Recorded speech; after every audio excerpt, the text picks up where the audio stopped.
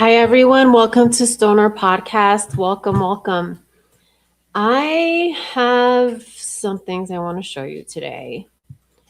First, I want to review the motion to suppress hearing. I'm talking about Idaho 4 now. Hey, Julian, what's up? Did you end up going live yesterday, Julian?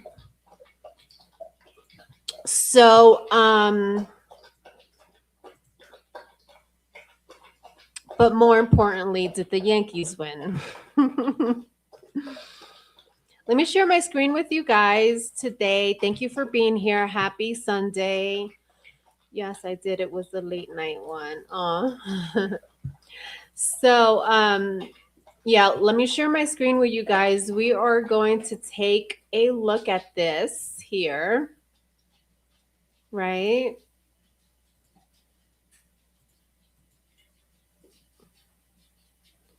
Um,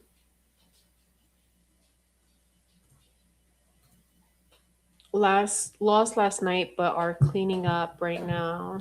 13-3. Oh well. Maybe I'll start watching if they make the playoffs. That's what I tell myself. You guys, so here we are. So what we're going to do today is I want to take a look at this, right? We're going to take a look at this video. This is Payne's testimony here. He was the detective in this case, and we're also going to take a look at the forensic detective Lawrence Mary, how he testified regarding their roles in the investigation, the creation of the search warrants affidavits, and their collaboration with specialists like Special Agent Balance. Okay, so let's start it off there. And then after this, I want to take a look. The title of this live is Revisiting Crime Scene Photos. We are going to take a look at the crime scene photos. We're going to look at the tire tracks. Supposedly, tire tracks. I wasn't sure what the detectives were taking photos of, but I put those pictures, like the first batch, I put it through AI and I told it to identify here what is being looked at. Is there any hairs, any fibers? And we're going to look at the response here later on. And finally, we'll wrap this up with Molly's, what you call it? Her the footage of her her getting pulled over and taken in and all of that, where she specifically says in this video footage that she saw Brian. Okay, so we're also going to look at that. And let's get started today. Thank you for being here today. It's Sunday. I hope everyone is doing lovely today. Again, this is from Brian Koberger's Trial Archive. Go give them a sub and a like, a follow. Basically, what they have here on this channel is all of the motions of limine, and any of the court appearances are on this channel. So I appreciate that, and I thank this channel for it. So let's get started. Let me play this puppy. Let's go.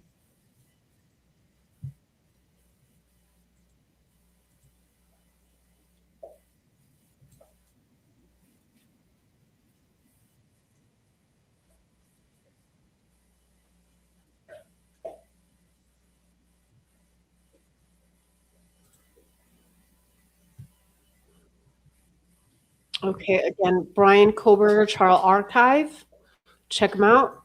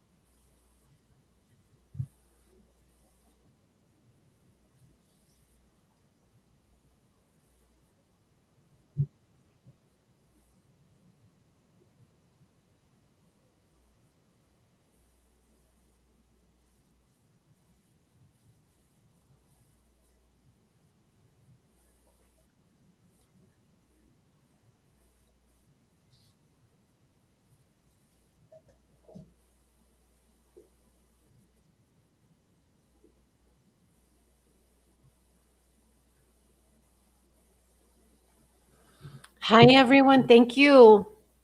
Edie Redman, what's up? So, we're going to take a look at those crime scene photos, okay? You want water?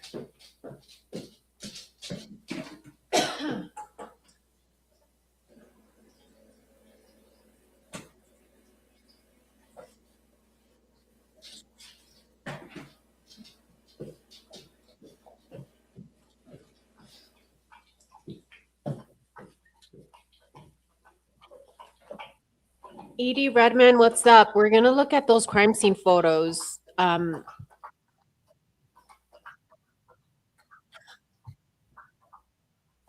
just wanted to see pain in action for a little bit.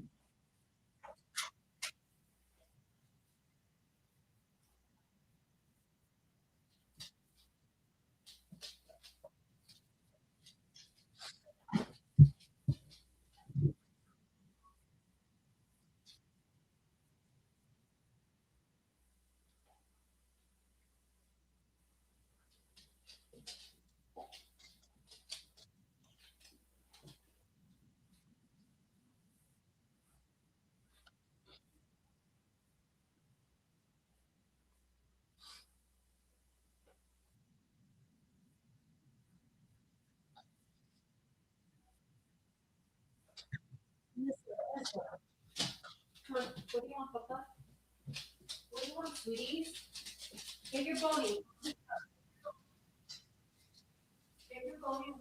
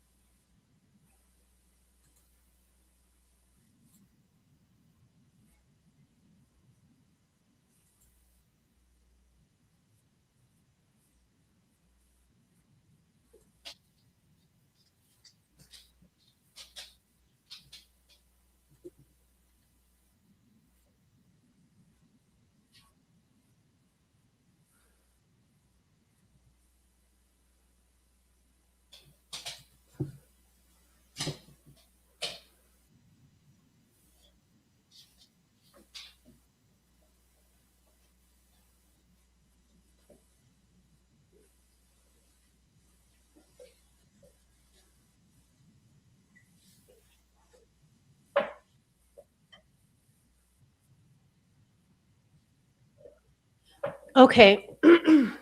No sound? Oh no. Stella Wella, hi. That sucks. That freaking sucks. Hello? Testing. Hello, testing. So you guys couldn't hear the audio on YouTube? Okay. Please hold. Hi guys. Thank you. Thank you for joining. That sucks that you couldn't hear that. Okay, so let's do something else. Give me 1 second, okay? Um, let's just go into the crime scene photos. Let's do that because I don't want to mess with YouTube. YouTube's not working, okay? So what I did with these crime scene photos here, I put the first I put the first 117 um show us your MING. I don't know what that is. Um okay, you guys. So what I'm trying to say here is that I put the first 117 photos through AI just so that it can identify any hairs in those photos. On our last live, we were looking at them, and I kind of saw some hairs, so I put it through just to see.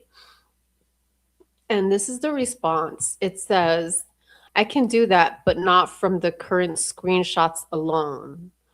So, what I sent over was an actual, like all the pages. I don't know why it's saying screenshots, but I sent all of it.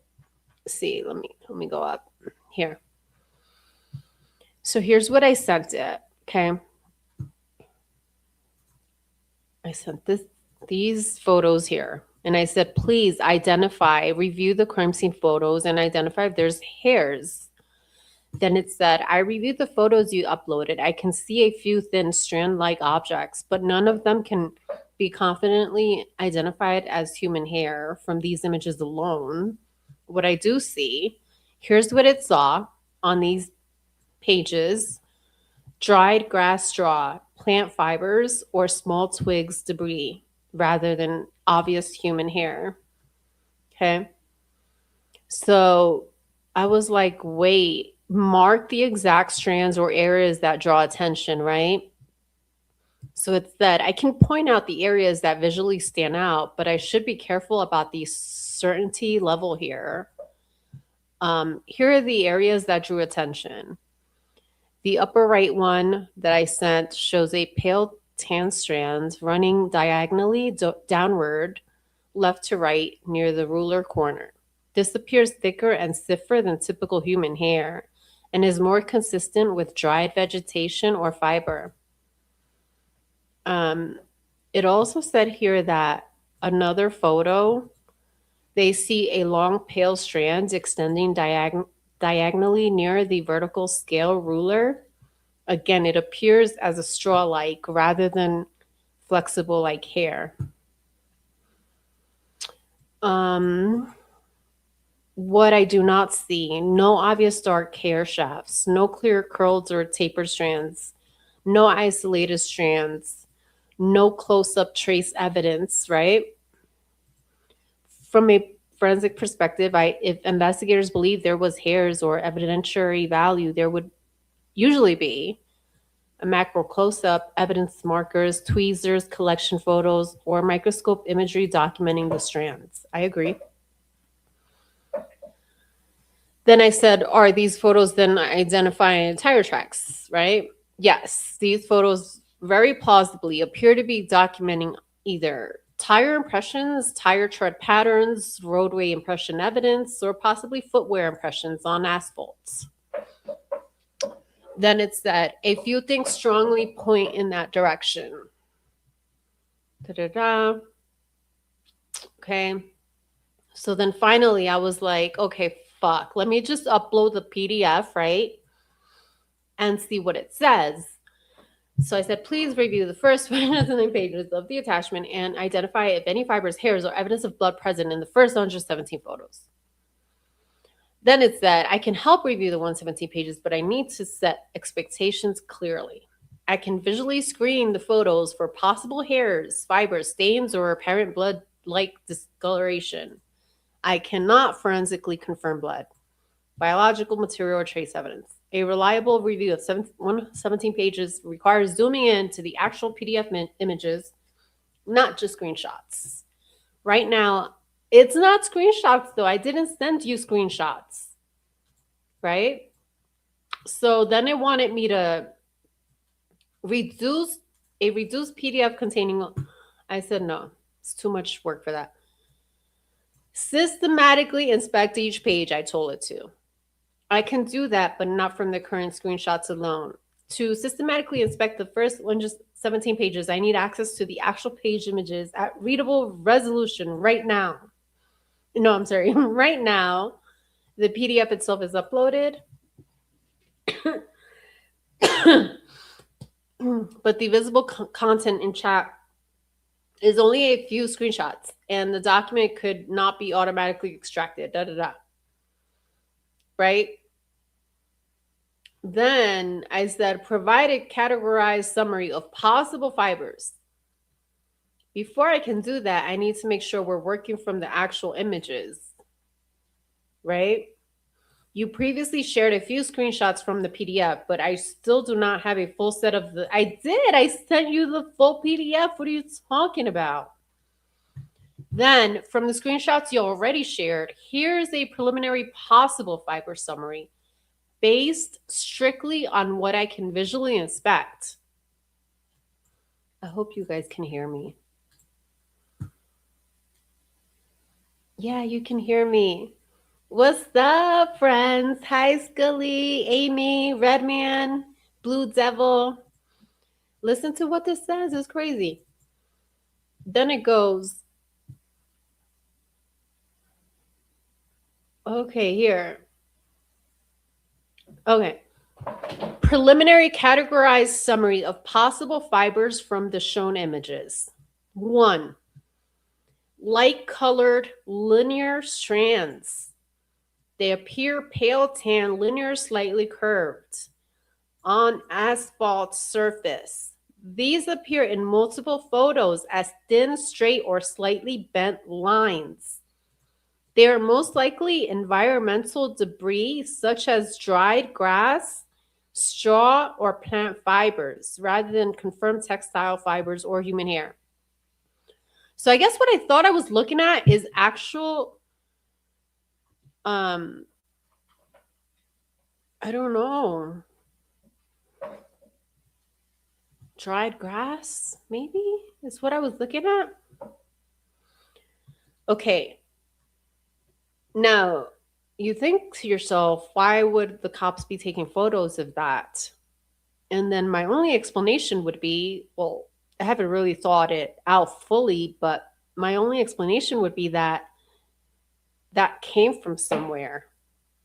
Meaning that all of this dried grass or whatever on this asphalt, on this pavement, came from a park or the fields. I keep thinking about the band's fields over there, possibly right behind the White's apartments.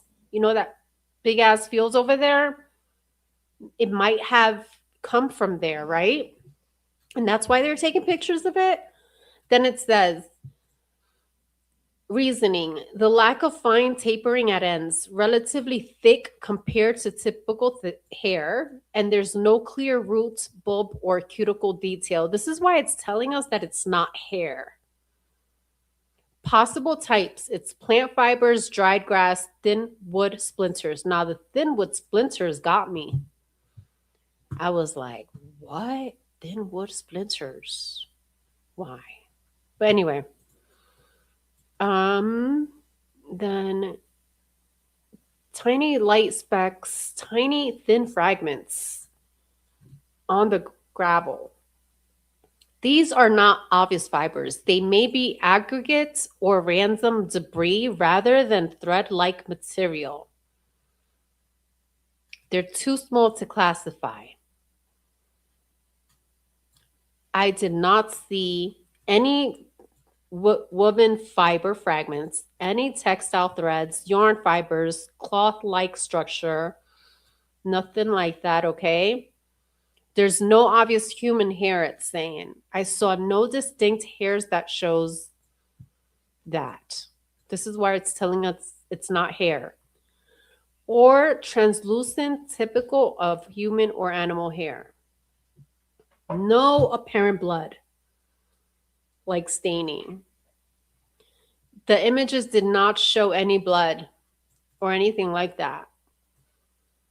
If you want, I can check for color distortion, reflective patterns, or suspected stains. Important forensic note. Even if a strand looks like a fiber or hair in these photos, this is not enough to confirm identity or origin.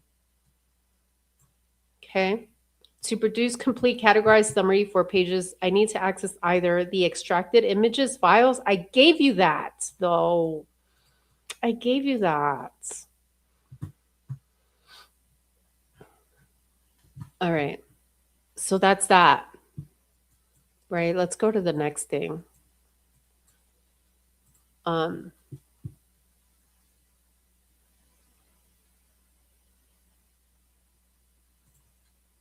in a crime scene, hair and hair withdrew is fucking gold. They knew it had to be hid and used debris, just like 911 unconscious. Hey, Truth Sleuth. What up? What up? I'm slow. Are we being gaslit? I think Chat GPT may be gaslighting us. I don't know, because I fucking saw hair. Let me show you guys again.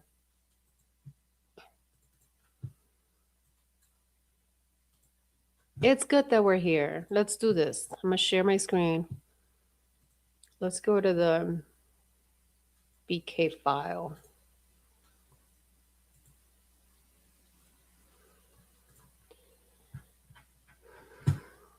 Would anyone have any idea why these 117 tire tracks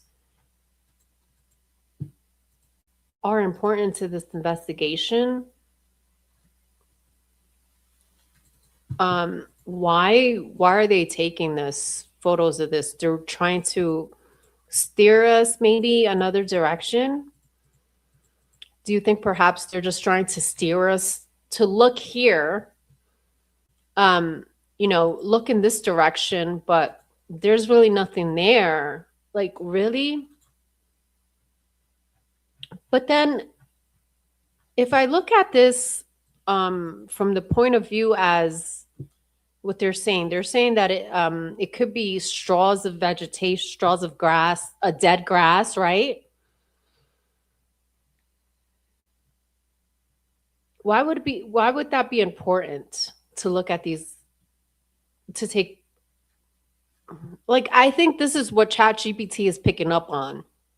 Like this, Chat GPT thinks I'm pointing out to this, right? Like, yeah, I see that. But what about the hairs? Are they not able to see that, closely?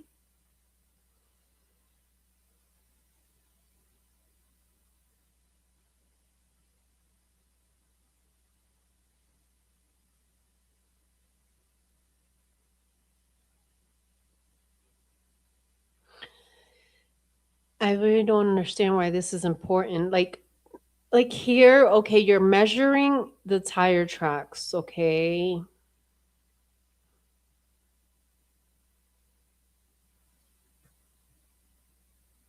You see that? Like, is that what they're taking a photo of here?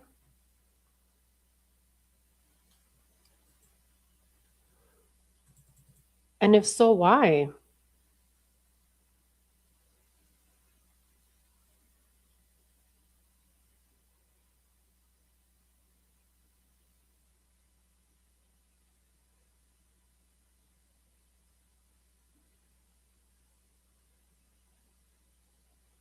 I mean, I was told these tracks are from August, months prior.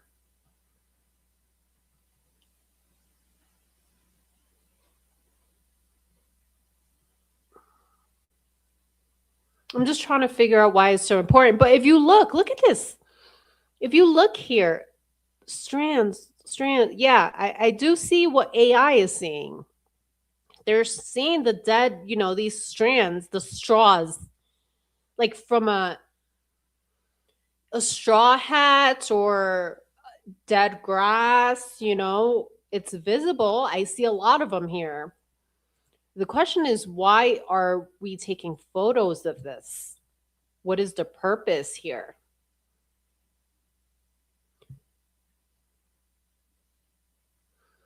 Now this here I see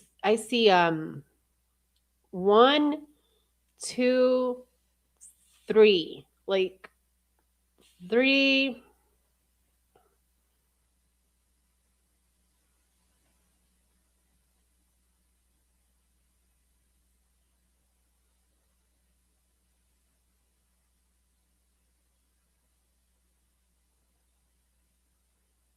Or is there a footprint that I'm missing? Am I missing? Like, no, that's not. That wouldn't be. That wouldn't make sense. No. See, it's just not making sense to me what this is all about. What do you guys think about this? Is it just like, is it not important for us to even, is it a nothing burger? Should we not even care about this at all? It's not part of the investigation. They're trying to lead us a different path. I don't know what to think of this.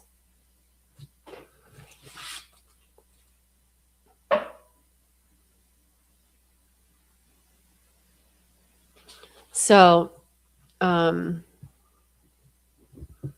this bag, you see it everywhere. It's moved 30 million places, right?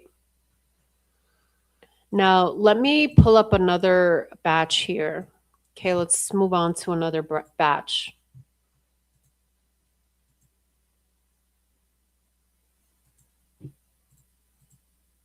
Scully, it was pretty I wouldn't say cheap, but I don't know. I think it was like four.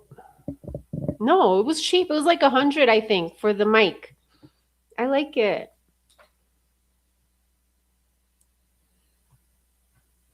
ID, why so many? That's the thing. I'm like, why are you taking 117 pictures of this? It always stunts me, and I'm still trying to figure it out, but I don't know. So we're gonna move on to another batch. I want to show you guys something we kind of briefly talked about on our last live. It was about Ethan. Let's see if it's batch 4. Let me open it up.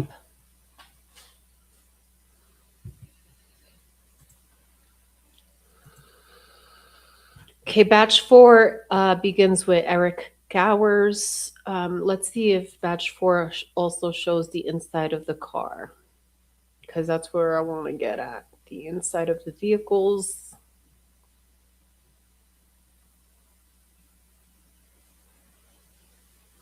No, it's not batch 4.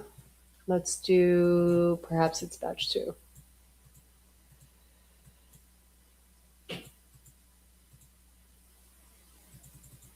Okay, let me share my screen. What kind of speaker do you have?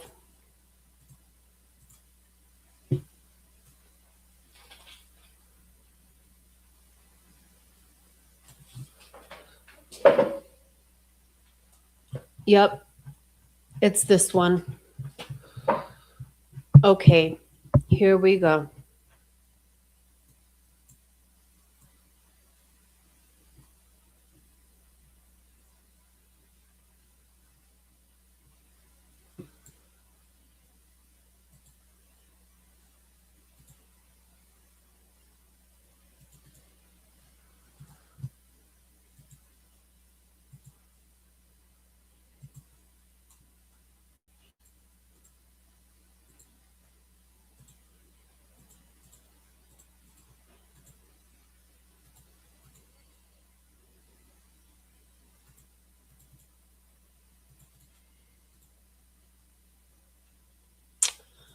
All right, here we go.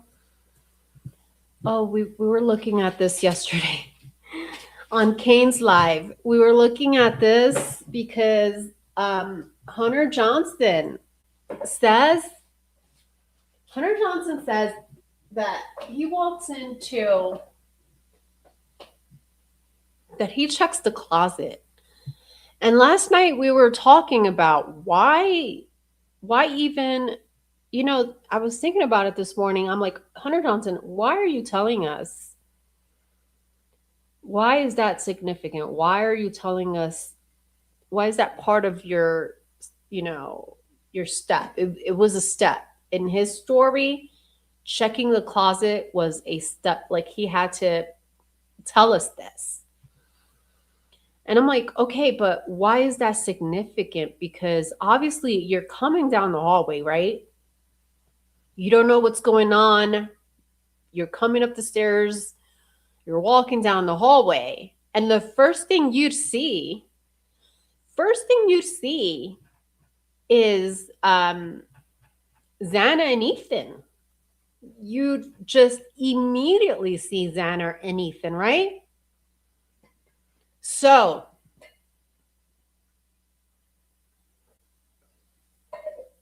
notice how there's blood here. This attack happens with the door opened. This attack happens with the door opens because there's blood right here. So someone barged into their room to attack them.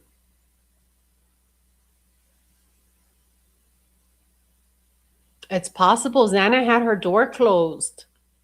It's very possible Xana had her door closed and someone walked up in there, man. Damn. But my point is that, okay, Hunter Johnson, you're walking down this hallway. You see Ethan and Xana. Your first reaction is not call 911 immediately. Instead, you're like telling them, get out, get out, get out, right? And you're not calling 911 when you see the bodies. Instead, you go to the kitchen to grab a knife, and then you tell us that you go into the closet.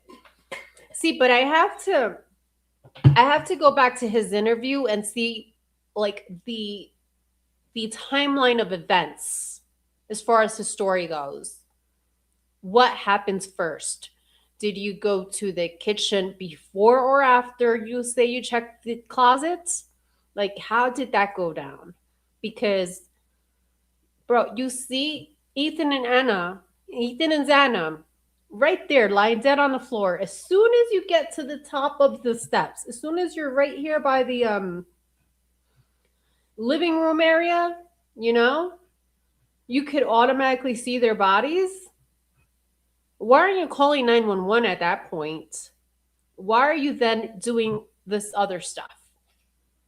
Going to the kitchen, checking in the closet. Why? That doesn't make sense to me. Why would you check the closet to see if a suspect is still there? You think a suspect would still be there after mutilating these two people? How? No, it just doesn't seem logical to me. Their story doesn't make sense. It really doesn't, man. Okay, so what I wanted to show in this batch, let's take a look at. Let's see if we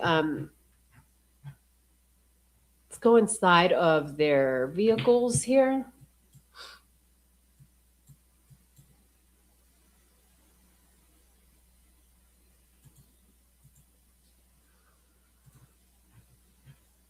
Okay.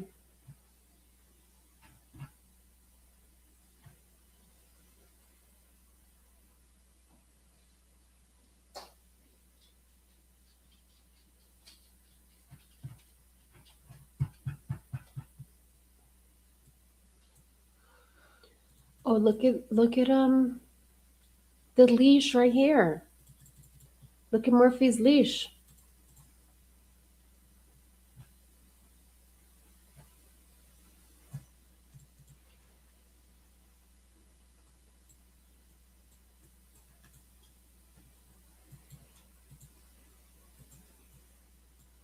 See, there's Murphy's leash here.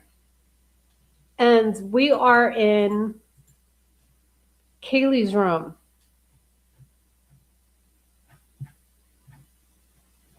Right?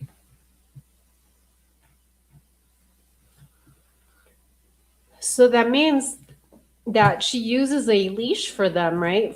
For her dog, not for them. She uses a leash for Murphy.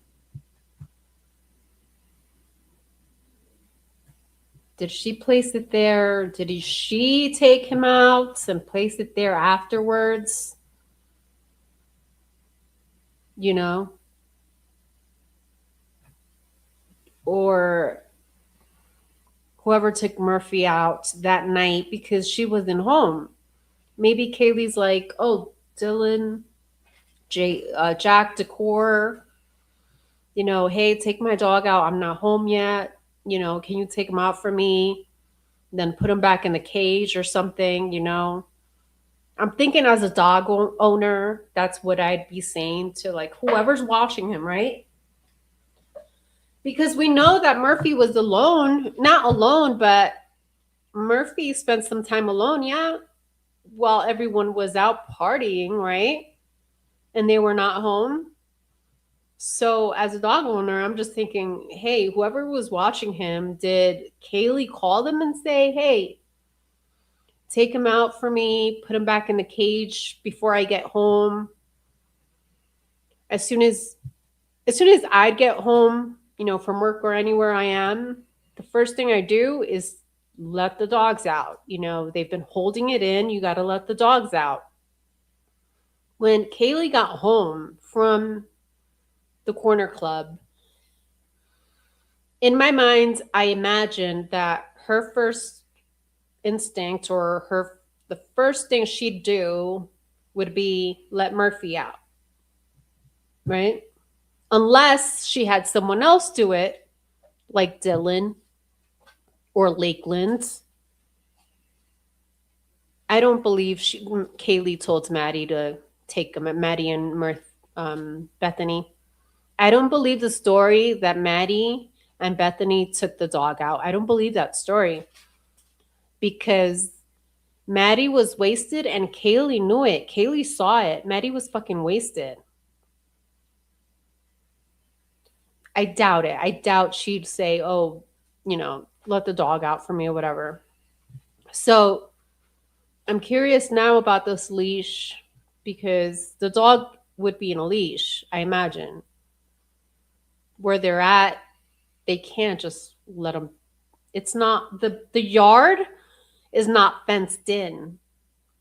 So I strongly doubt that Murphy would be let out without a leash. Again, that yard is not fenced in. He could just run away. You think Kaylee would let Murphy run away? No, I think she'd be more cautious. I think that Murphy would always be on a leash if she was letting them out, in my opinion.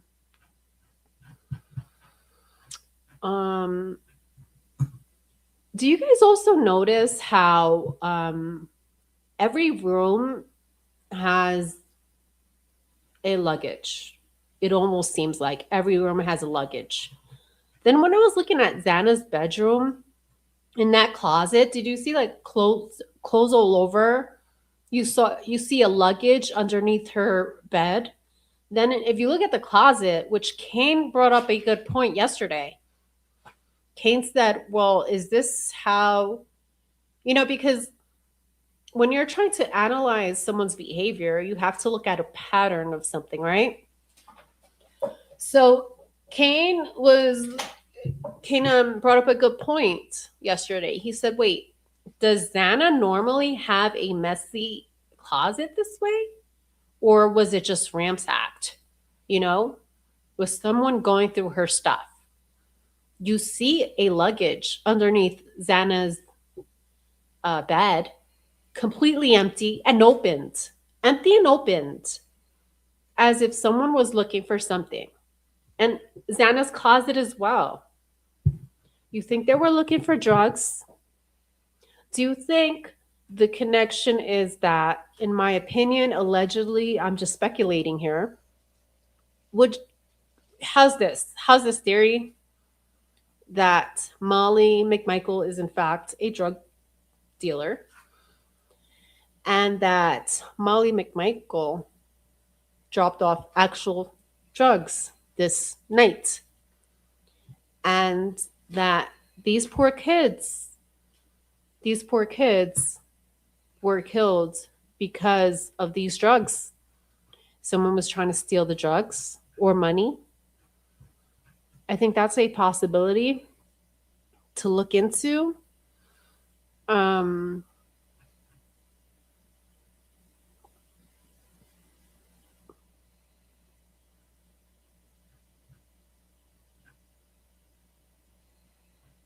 so let's continue. I want to look inside these vehicles.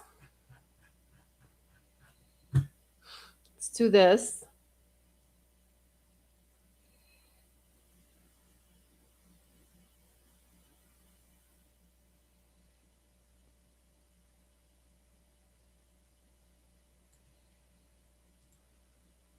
Here we go. This is and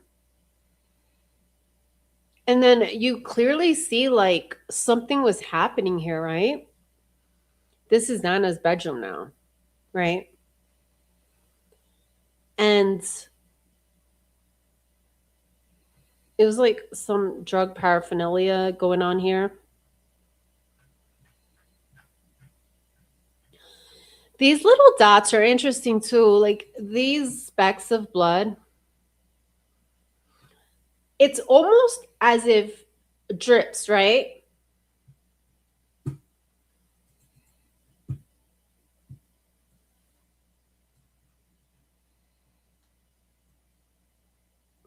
So when I look at this, I'm like, trigger warning, right? This is, the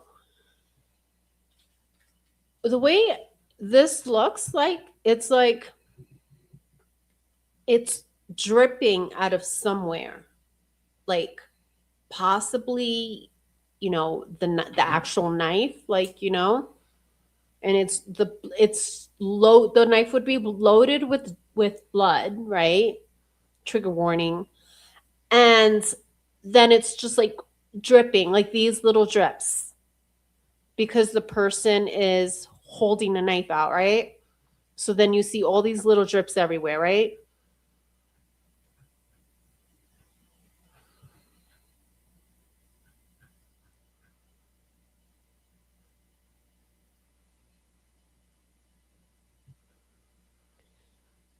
And then like when it's like that, it seems like it's just smeared.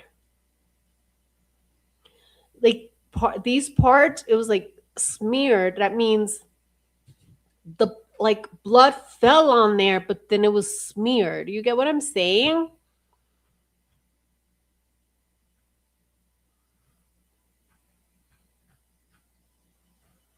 I mean, Xana's room was the room where we see all of it.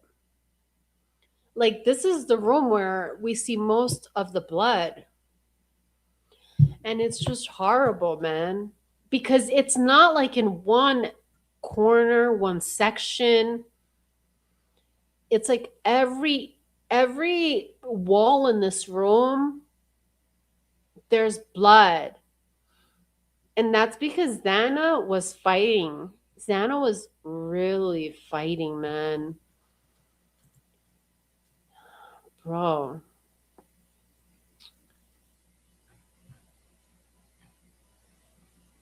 She probably was all over this room with the attackers, like all over, man.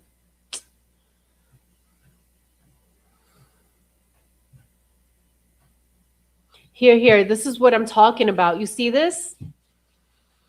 Like it's a valid question to ask whether or not. It's a valid question to ask. I doubt Xana lived like this. This room looks like someone was looking for something. I doubt Xana would just like live this way. No, I don't think so. Someone was looking for something in here.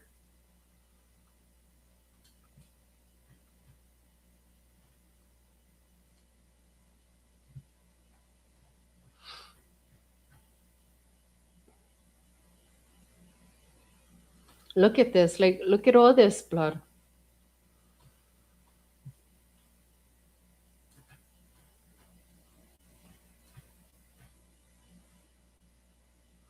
Yeah. So here it is.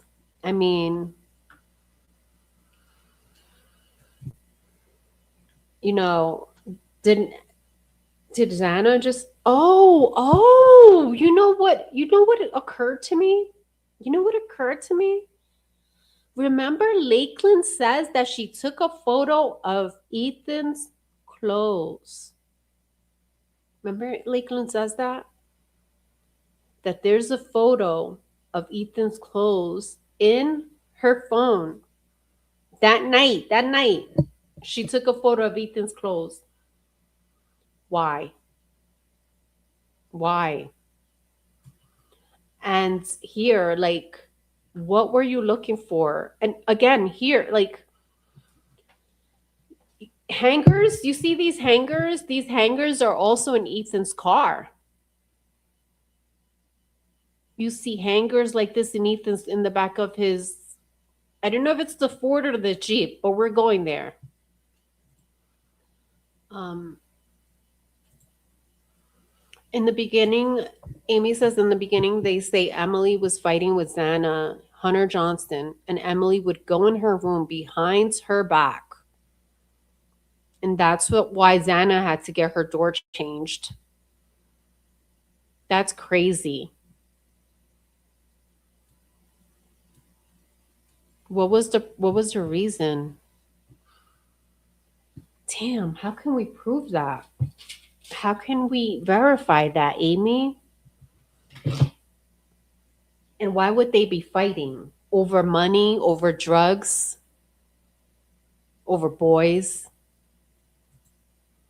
Absolutely. And maybe they snatched a handful of stuff because there was a co-hanger outside by the Jeep. Yes. Yes. Blue Devil. And then Blue Devil. And then you try to make all these connections. And then you have the not the gentleman. I don't know why I'm calling him a gentleman. The dude at 1118 that morning walking out with a blue container.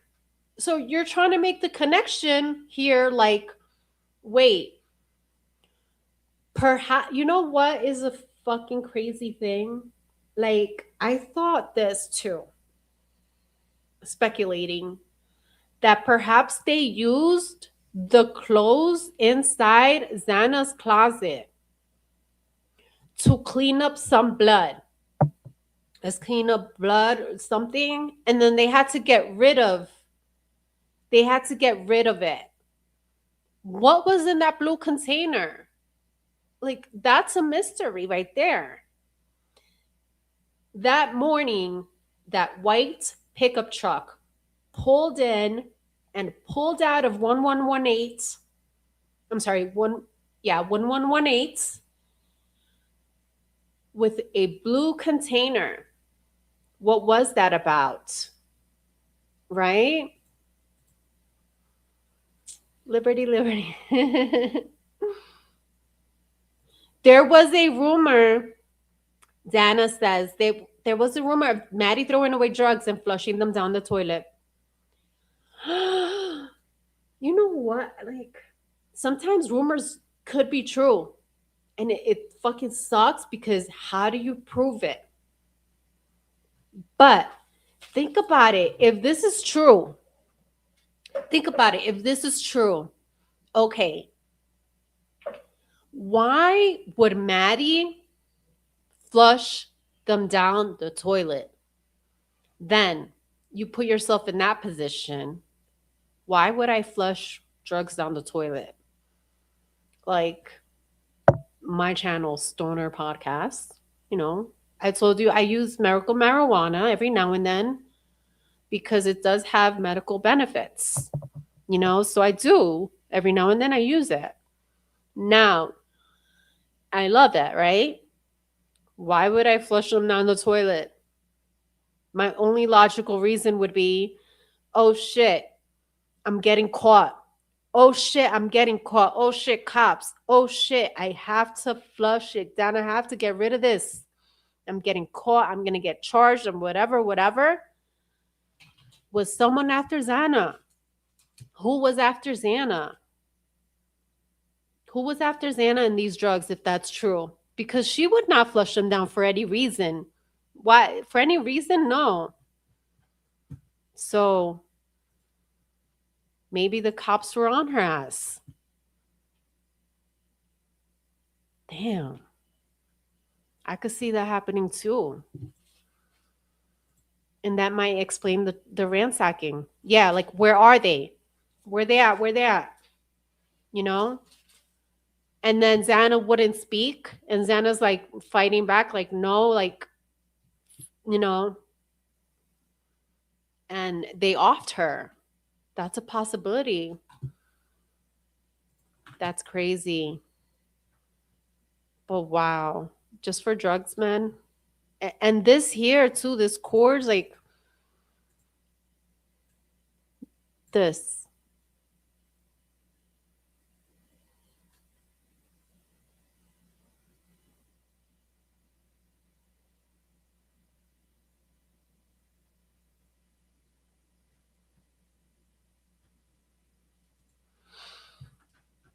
So let's go to the cars, right?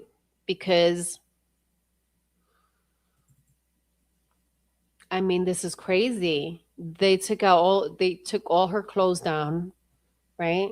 Boom, boom. The luggage, everything. Look, they even went up here. They even went up here. They're for sure whoever did this was looking for something. Was it the cops? Was this staged to look? Was this staged to make it appear like a burglar? Cuz that could be another like that's probably another thing too because maybe they wanted Kohlberger, they wanted to plant it this way and perhaps make it appear that it's Brian Kohlberger. He's a drug user. He went in there for drugs. Could the cops have done it and staged it that way just to frame Kohlberger?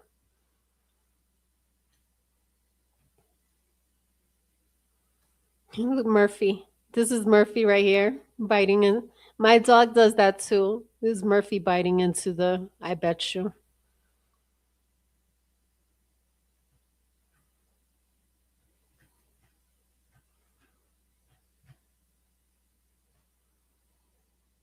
I can't get over this either. I can't get over this because I think this is staged. I believe that something happened back here. Like this part of it looks staged. There's no way. There's no way. The killer was like very cautiously. The killer cautiously. He just, he went in really quiet like a little mouse, you know, coming through this hallway. No, I doubt it. Is that for sure a French fry?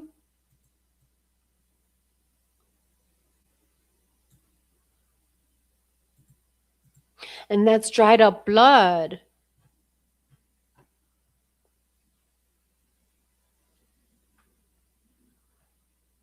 But why does it look like that?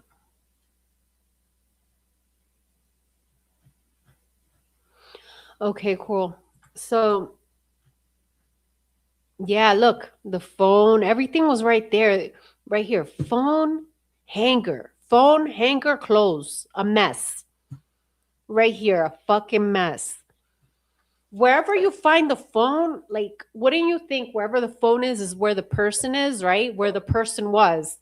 Because we're tied to our phones. So wherever you see the phone is where the person was and the person was attacked. Wouldn't you think? So right here, boom, in the hanger. There's blood on the hanger too. There's blood on the hanger. Look.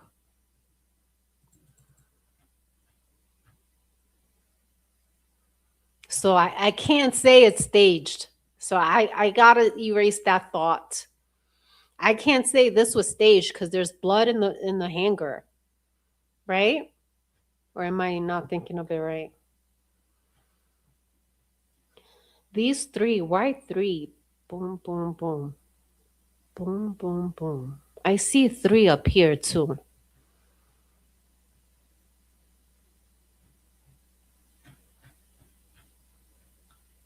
Why three? Yeah. And then that part of it looks like someone smashed.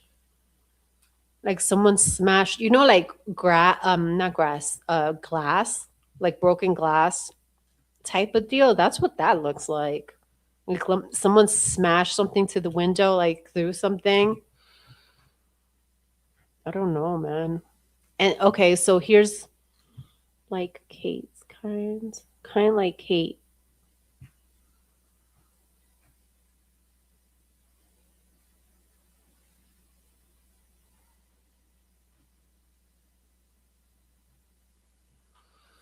So if Xana was on her bed, so if this Xana's phone, Xana was on her bed, or is this Ethan?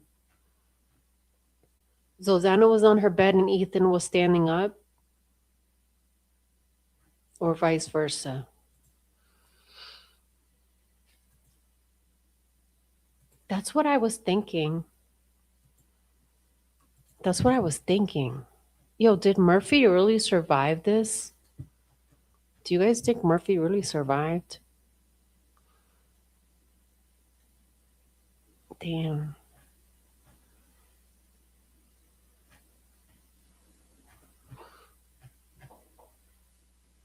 You know what that looks like? This, like that? Like, when your hair is wet, like when your hair is wet or something, and like you go, like, I don't know, not the dudes. The dudes wouldn't understand. And you, like, shake it, like,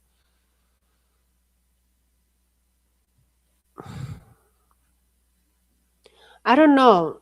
Okay, I'm just gonna say it. This is a thought that occurred to me that Murphy was maybe filled with Murphy maybe had blood on him from sniffing them out or something. I think Murphy knew the attack. I think Murphy heard the attack. I think Murphy tried getting close to them. You think that Murphy, like, shaked himself off, shake the blood off, and it splattered when he shook his body? These two things don't look the same. It doesn't look like the same. These two cast marks, whatever you call it, it doesn't look the same. It looks like um one happened in one time and another happened in another time, if that makes sense. Like it this is not from one injury. It looks like this is several injuries, like several things happening here. It's fucking crazy. It's fucking crazy. Damn.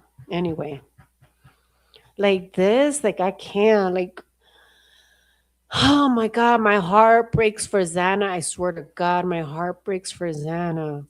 This here, you know what that looks like? Smudge. That looks like smudge, like she possibly had blood on her hands and she's trying to, like,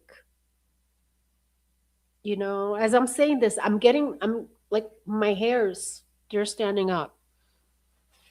I feel that these marks are her just trying to survive, just trying to survive, man.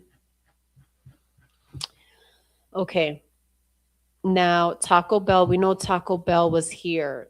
So again, I think they had Taco Bell. They didn't have no freaking, no, no, it wasn't Jack in the Box. It wasn't. And you know who loves Taco Bell? You know who loves Taco Bell? Fucking Kai Davis, right? Let's continue.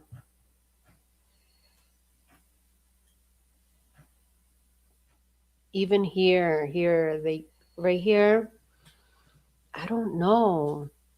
Like with the knife, how do you get these splatters? How do these splatters happen?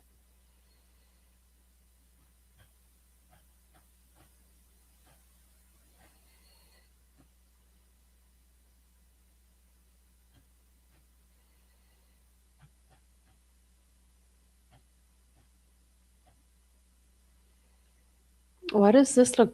Oh, okay.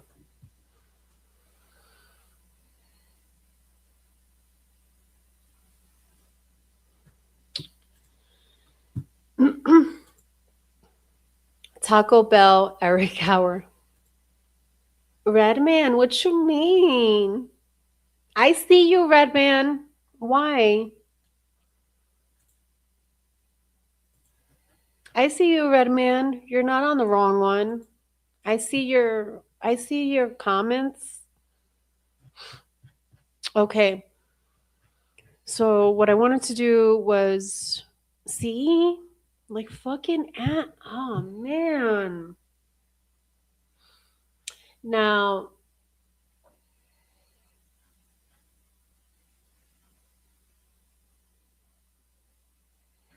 damn. Whoever did this, they hated Anna and Ethan. Whoever did this, there was hate. There was hate in their heart for Xana and Ethan. You're not going to tell me this crime is not a crime of passion. It's a crime of passion.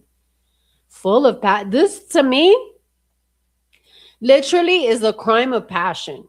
You're not going to look at these photos and tell me that it was done for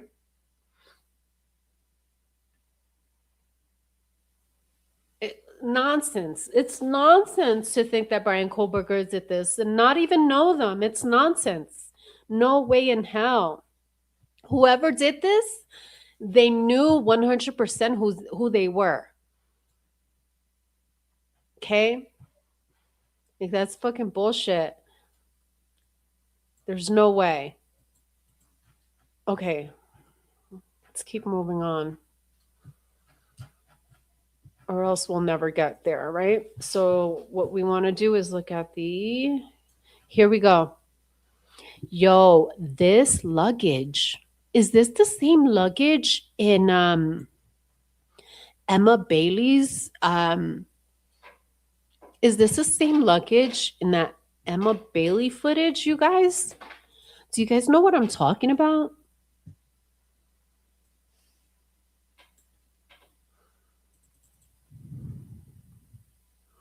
There's even blood on it. There's even how? Like, explain to me, you guys. Explain how did blood get all the way?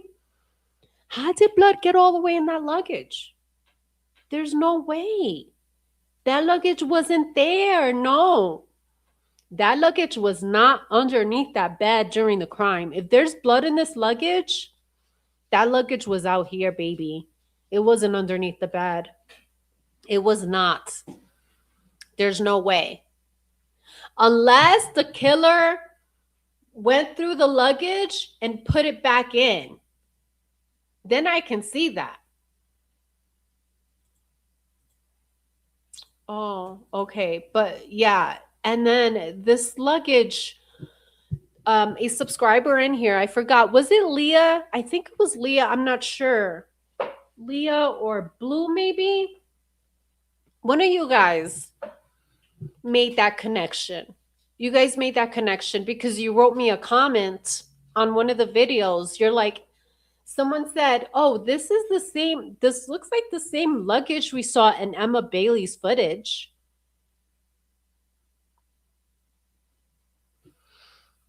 So here, hangers.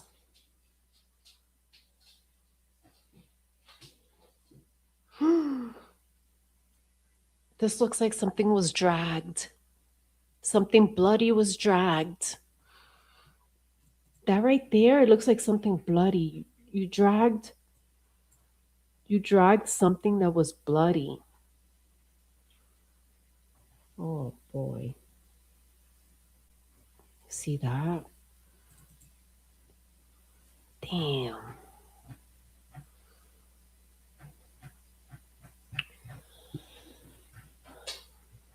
We're getting there. We're getting there.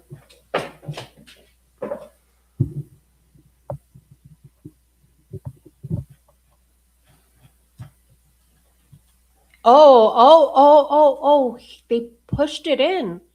Like I said, there's no way that pink luggage was underneath that bed because it's got blood in it.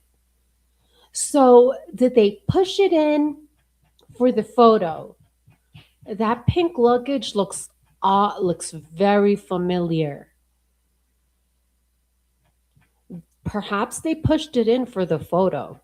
Look, see that? But that pink luggage looks familiar, and I'm not incriminating, or I'm speculating that not only myself, someone else here on one of my subscribers, they also made the connection when they saw Emma Bailey's footage. They said, "Wait a second, that pink luggage looks familiar."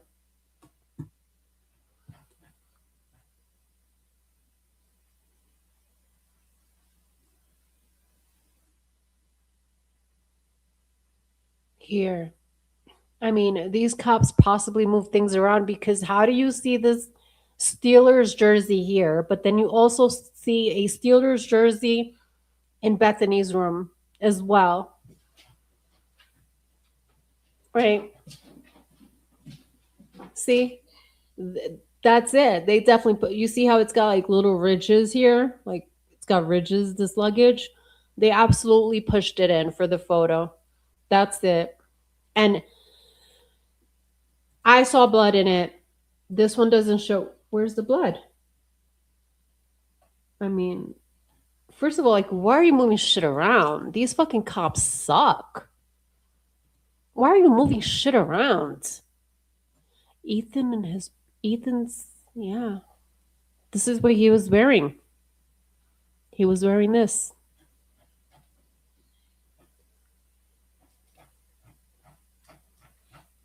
All right, so let's keep going here.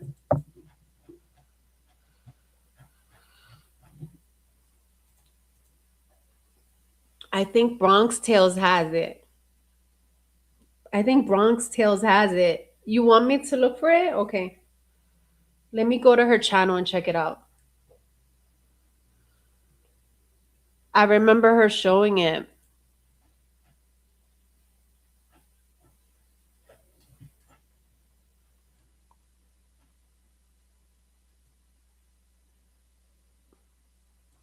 Yes, Gully, can you look for it? Please? Bronx Tales had it. She foia it too. I gotta give her a shout out. Okay, so let's continue.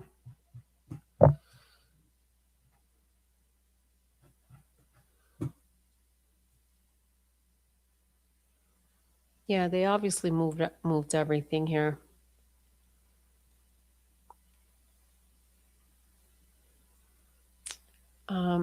Now let's move on to.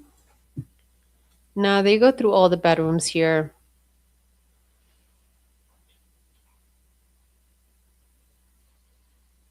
This is Maddie's bedroom.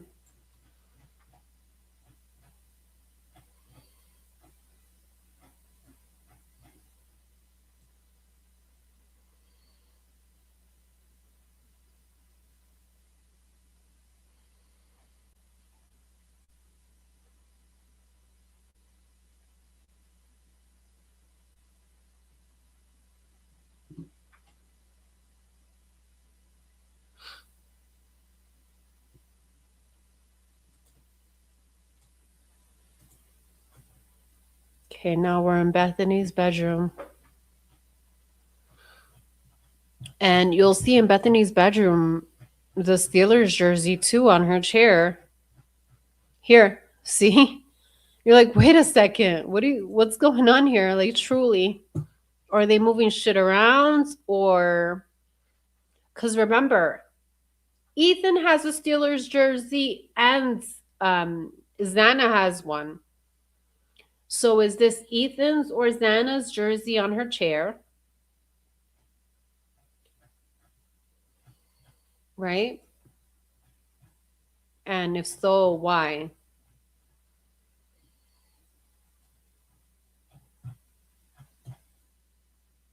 I mean, but her bedroom also, like Bethany's also looks like really this is how I can't see that. I can't see a young lady having her clothes this way. I really can't. Did they go into Bethany's stuff too? Look, Taco Bell. That's probably Kai Davis's order right here. Kai Davis, you left your order. Let me get a tissue. You found it? Yes. Came through clutch. Here we go. Thank you, Skull.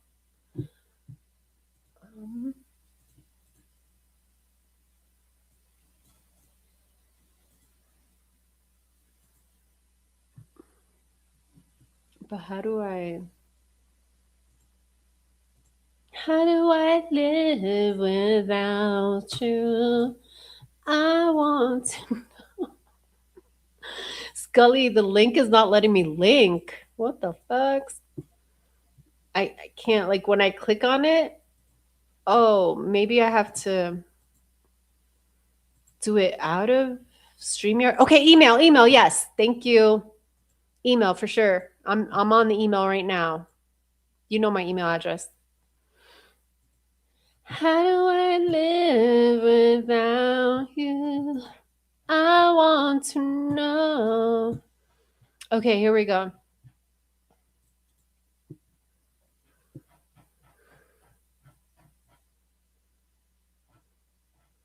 How do I ever survive? How do I?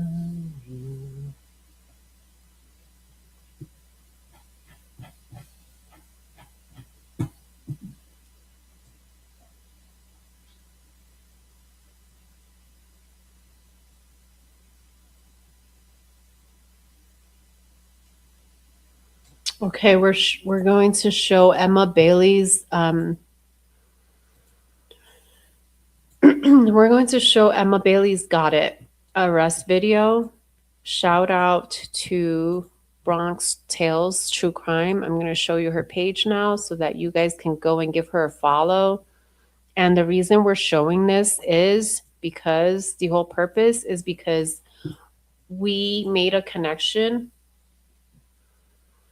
We made a connection between something in Xana's room and something we saw in this video footage here. And so please go follow Bronx Tales True Crime. Okay, that's her channel. She has a little pup here. We're going to watch this and let's go.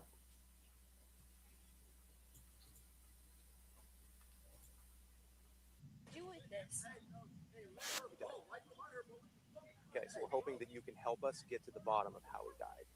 Okay, but right now you're under arrest for delivery. Okay, you're under arrest for delivery, but we'll talk about where we go from here.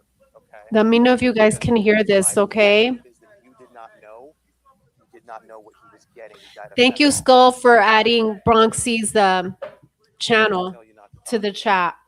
But I'm telling you, this Caden's dead. Okay. Please go follow her channel. This is Emma Bailey's arrest. Again, the purpose we are watching this is because we made a connection here between a pink luggage that was that we saw in this video, Anybody else in your apartment? which appears to be the same pink Does anybody else luggage up in that apartment? Yeah. Who else is up in there? that we found that we're seeing in How many Xana's other people do we bedroom. need to be concerned about? For what? Anything? There's nothing going on up there. I don't know. Okay. So somebody's dead. We're obviously here with guns out here and stuff like this. How did We he need to make die? fentanyl overdose. That stuff is so lethal that even When he after, left the hospital, he said, I told him not to leave the hospital. and then he declined. But that's not, how is this my, So they're talking about Caden Young. Caden Young, as we know, was an Idaho 4 student. I'm not Idaho 4. Was a student at Idaho State University. He was in the fraternity. I believe he was the frat president. And he passed over a drug overdose after leaving the hospital. And this is Emma now finding this out. fault? You served him the drugs. No, I didn't. So well, that's what we want to talk to you about because that's the information that I we didn't have. even know that he had this. They didn't have what? The drug. I just called the ambulance so that he could be saved. Okay. So we do want to talk to you about that. You are in custody right now, so I need to advise you of your rights. Okay. So are you trying to arrest me for, what are you trying to arrest me For for? delivery, But somebody died, so, but somebody died in King County, not in Centralia. in So- King County, Yeah, well, he was delivered. you said that he died in He Centralia. died in Centralia, okay, but the drugs were delivered in King County, and so our prosecutor doesn't want to do the homicide. He wants us to work the delivery, okay? What? Yeah. I feel her. What are you talking about, dude? Okay, so we can talk later if you want to, but I'm going to advise you of your rights. You have the right to an attorney. You have the right to remain silent, okay? You have the right to have him present with you before any questioning if you wish.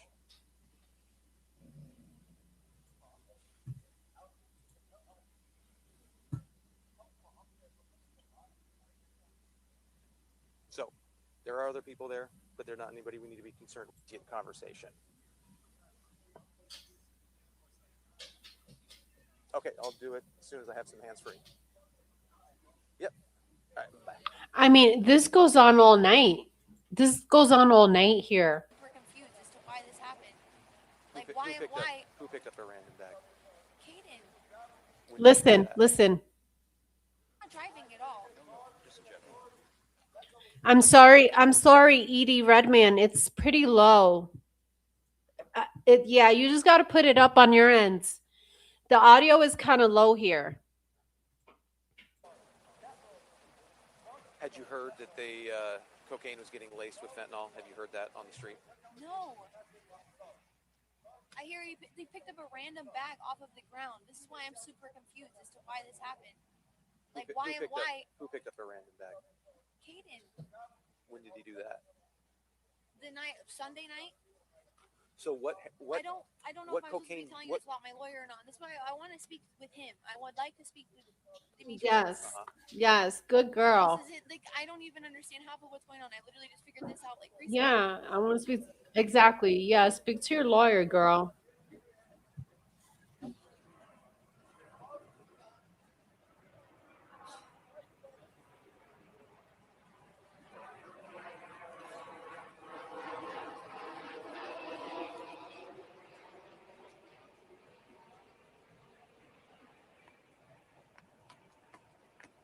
May I please speak with him, with you guys, please? May I please Not- go over there? Not with the way that he is. No.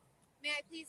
Can you walk me like 100 feet away to let him know that he needs But to calm down? you've already let him know that, and He can't hear me over the he's- car. I want choosing- him to look at me. He's choosing the way to speak the way that he is. Huh? I'm not dating him. This is one of my best friends though, yes. Mutual friends.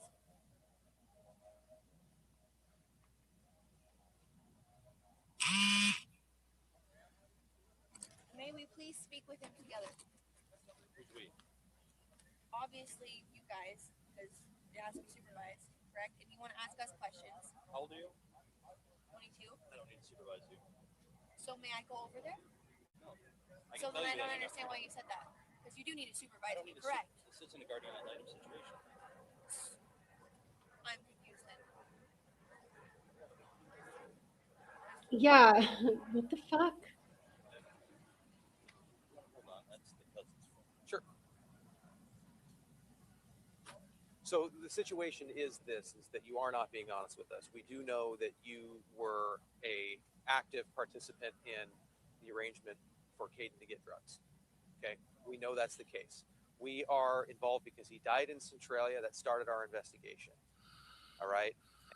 So was Caden dealing for them and he ended up using the drugs and passed away?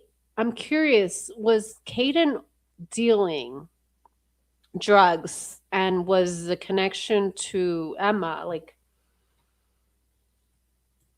because he just said right here. So the situation is this: is that you are not being honest with us. We do know that you were a active participant in the arrangement for Caden to get drugs. You were an active participant, sorry, in the arrangements for Caden to get drugs. So was Caden dealing for her is my question and then used all of these drugs. Okay, we know that's the case. We are involved because he died in Centralia. That started our investigation. All right, and then from that, we learned that while he was in Centralia, he did the deal with you, an agreement to come up to Seattle and party with you. And as a You see what I'm saying? Was Caden the connection? Was Caden selling all of these drugs for them? Because they're from Seattle, right? And was Caden just the connection? He had the network. Caden had the network to all the frats and you know the drug users that needed this. result of that, he died. What are you? Will you repeat that, please? Because that sounded kind of. Sure. So, Caden died in an apartment in Centralia. Okay, the police were called. We came and investigated it. Through our investigation, we learned that he came over to Washington from Idaho to hang out with his friends, party, and get high. He made arrangements with you via Snapchat to go and party and get high in Seattle. While he was in Seattle partying and getting high, he essentially died. You did the right thing. You guys rendered aid and you called an ambulance. He was transported away from there. The trouble is that he still died from it. The cocaine that he consumed had fentanyl in it. I know you don't make your own cocaine. I know you just sell it. This batch that you had, and you probably have more of it, is absolutely deadly. Deadly. He was a young guy, right? Healthy. He shouldn't have died from cocaine.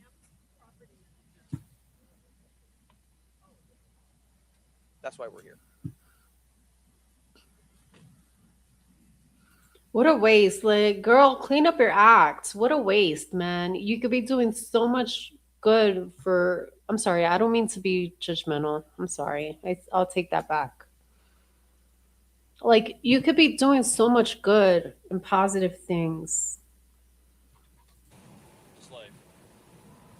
Are you being 100% serious right now? Well, why'd the dog alert on your car? Can you tell Because me that? I'm high. No. So I don't understand what you're saying right now. What part? Because I'm high. What part?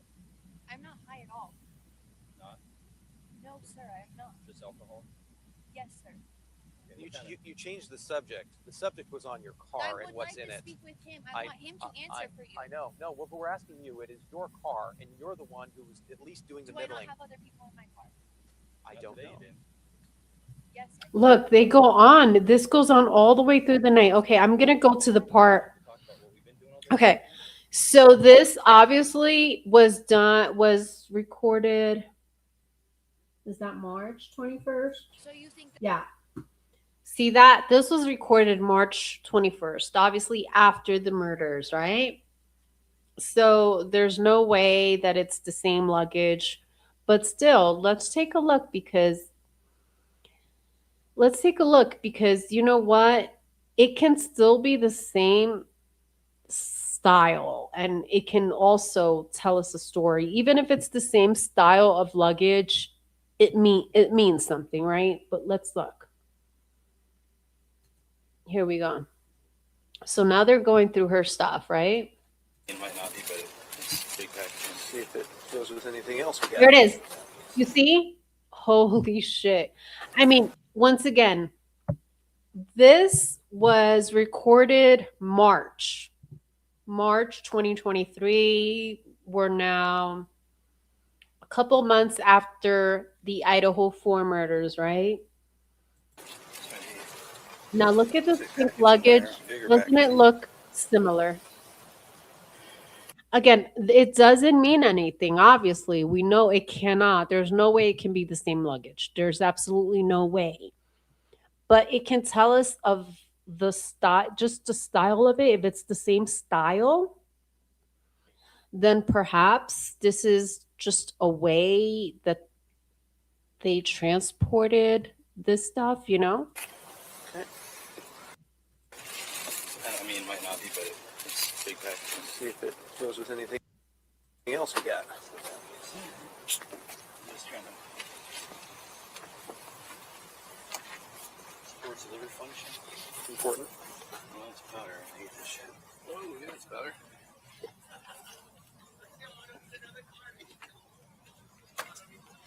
Yeah, did you hear that? Here it is. These draws.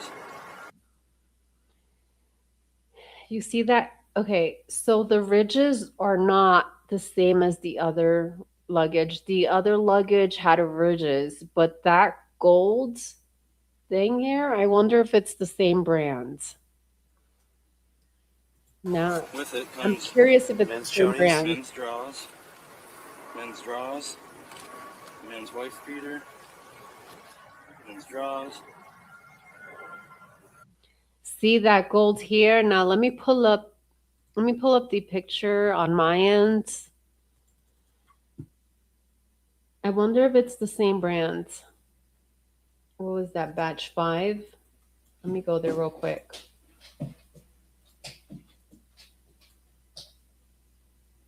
Yeah, batch 5. What's up, baby? My baby Wanty. This is my baby Wanty. All right. I'm going to pull up batch 5 really quick just to compare. I want to see if it's possibly the same brand, right? Same luggage brand. So,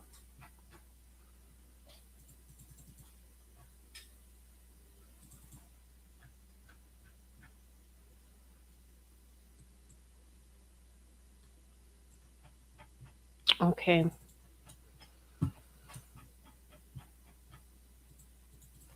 Can we ask AI if it's the same? I wonder if I could put that through AI and it can tell me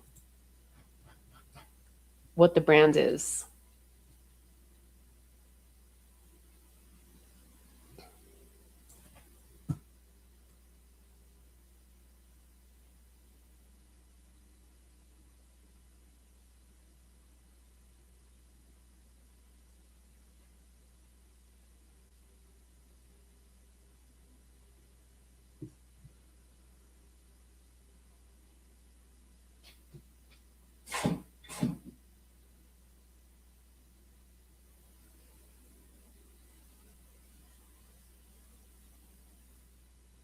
Okay, where are you, luggage? Where are you? Let's go up. It's up here somewhere.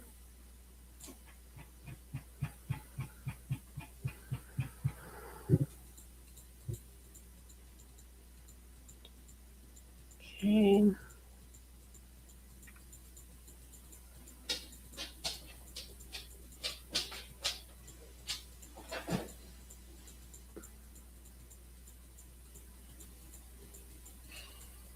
Okay, here we go.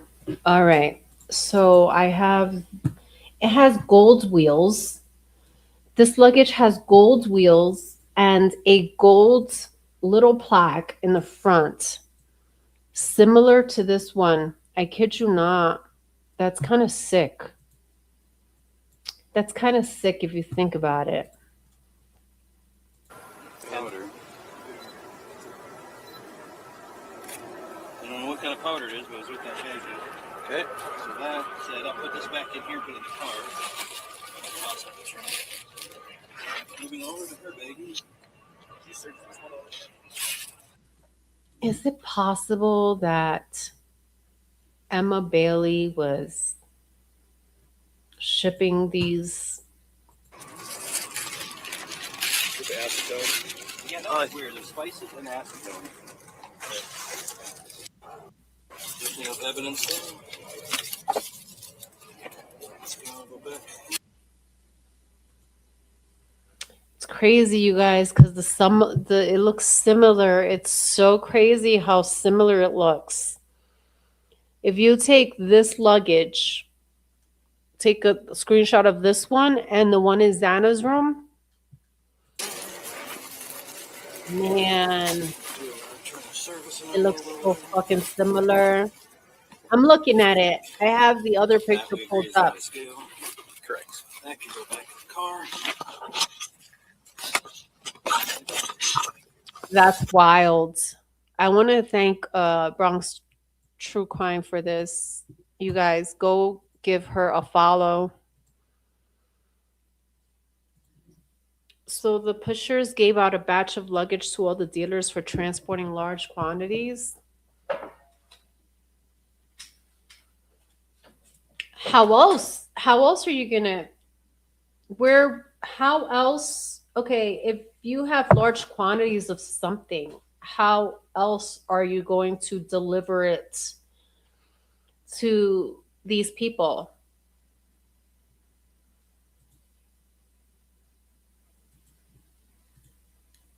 You know what I mean, ED Redman?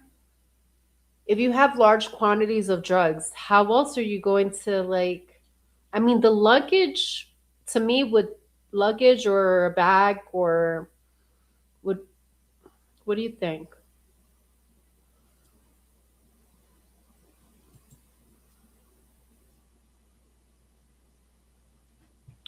Anyway, let's go back to the crime scene photos because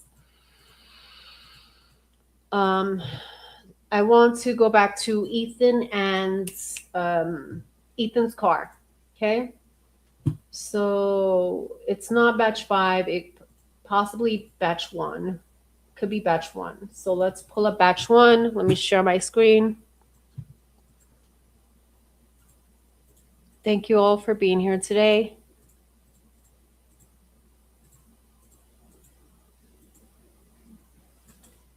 Like, look, really quick. Really quick. Look.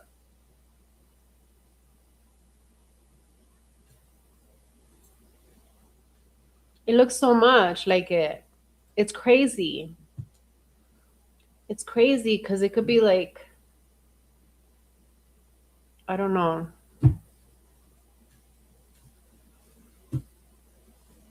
All right, so let's move on to batch one.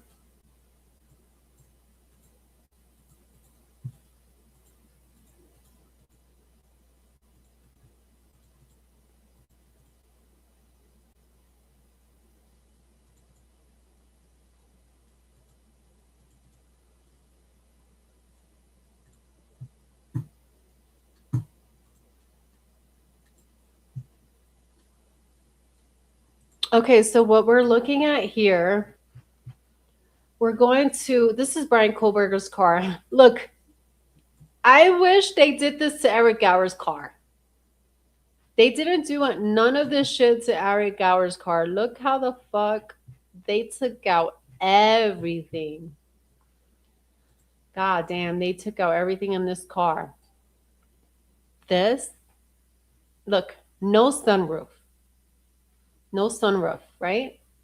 This car has no sunroof.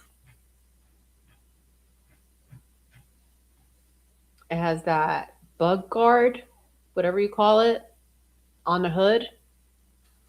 This would have been visible in the footage because it's unique. Let me continue. Oh, that's the end of it. Duh. Gotta go to the beginning, right? So let's go to the start. Okay, here we go. Notice how if the lights in this room are off, if the light is off, you're not able to see. You're not able to see through if the light is off. Okay. Here we are.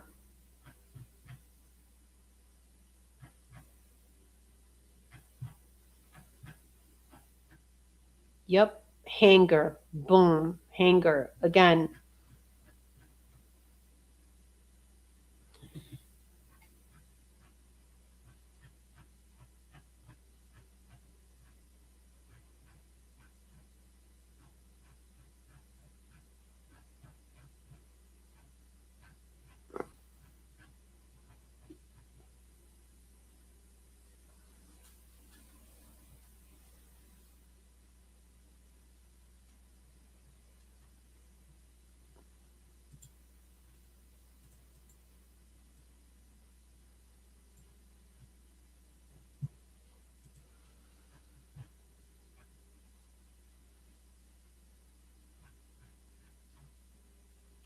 You see those white spots? You see all that? Like, that's interesting to me.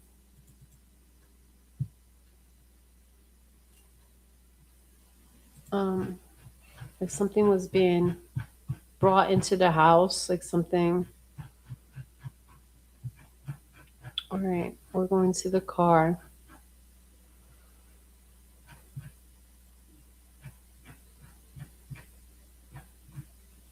That's totally a boot print. It's a big old boot. It could have been the cops.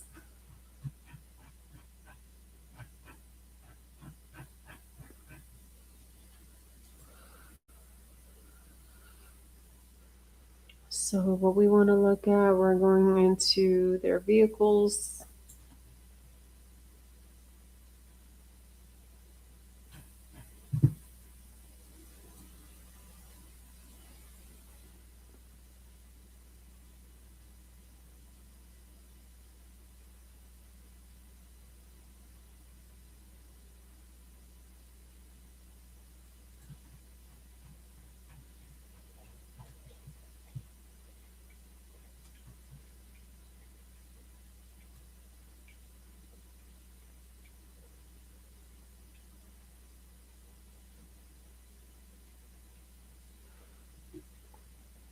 Am I in the wrong batch again?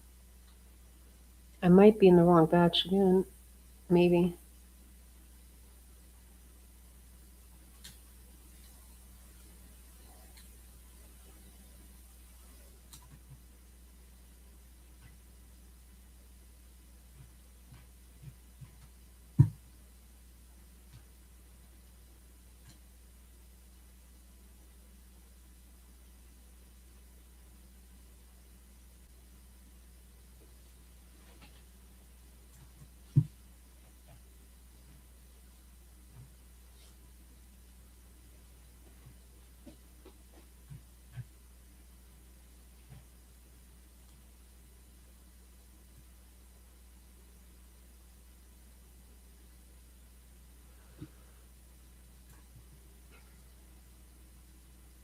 Okay, here we go. Yes, finally. All right, so the inside of this is Maddie's car. Again, Maddie's car, just like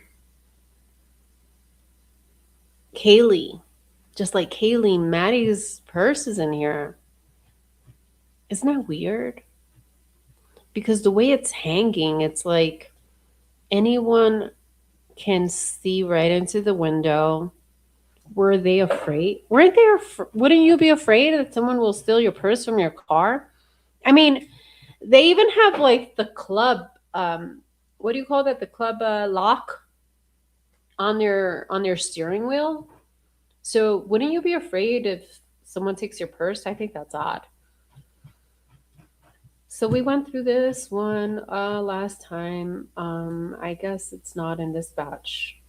Oh yeah, it is. Here we go. Okay, Maddie. I'm sorry. This is Xana here. The inside of Xana's car now. If this is the inside of Xana's car, then why is there a phone in the inside of Xana's car, number 7? Because I see two phones in Xana's room. There's two phones, one on the bed and one right outside the closet on the ground, on the floor. But now we see a third phone in Xana's car. Could it be an old phone, an old device that she never got rid of? I don't know. But that's interesting as hell to me too. What is Xana doing with a second phone? Right? Where are these car pictures?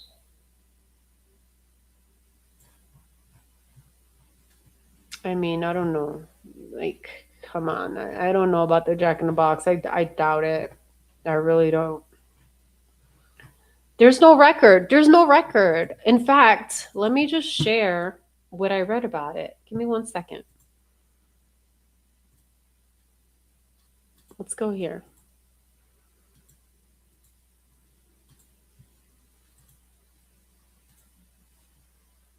Is this it here?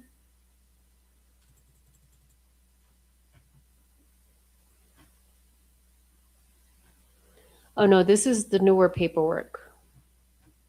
This is the newer documents that were just released, right? But I want to show you is this part. Watch. I'm gonna get it for you. Hold on. Let me stop sharing here. Share.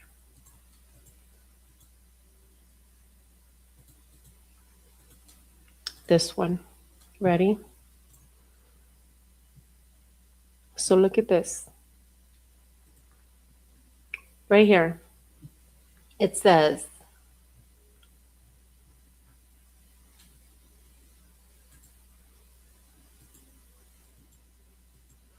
this is the reply to defendant's objection, right? To the motion in limine. Electronically filed in March of 2025. Comes now to the state of Idaho by and through the Latah County prosecuting attorney and respectfully replies to defendant's objection to state's motion in limine regarding the self-authentication records filed in March. The state seeks to rely on self-authenticating evidence as opposed to calling foundational witnesses in order to accomplish the same.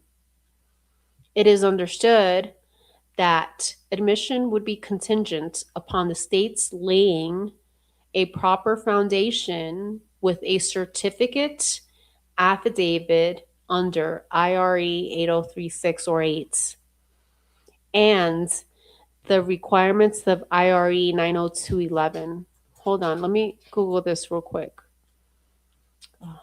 My dogs are getting fussy already. It's too early to be fussy. It's too early to be fussy, honey bunny. You gotta wait, my baby. Okay. So if I Google this, right, I want to understand what this says right here. And it's going to tell me that here. Let's read this together cuz we're going to learn. We're going to learn what this says. Here we go.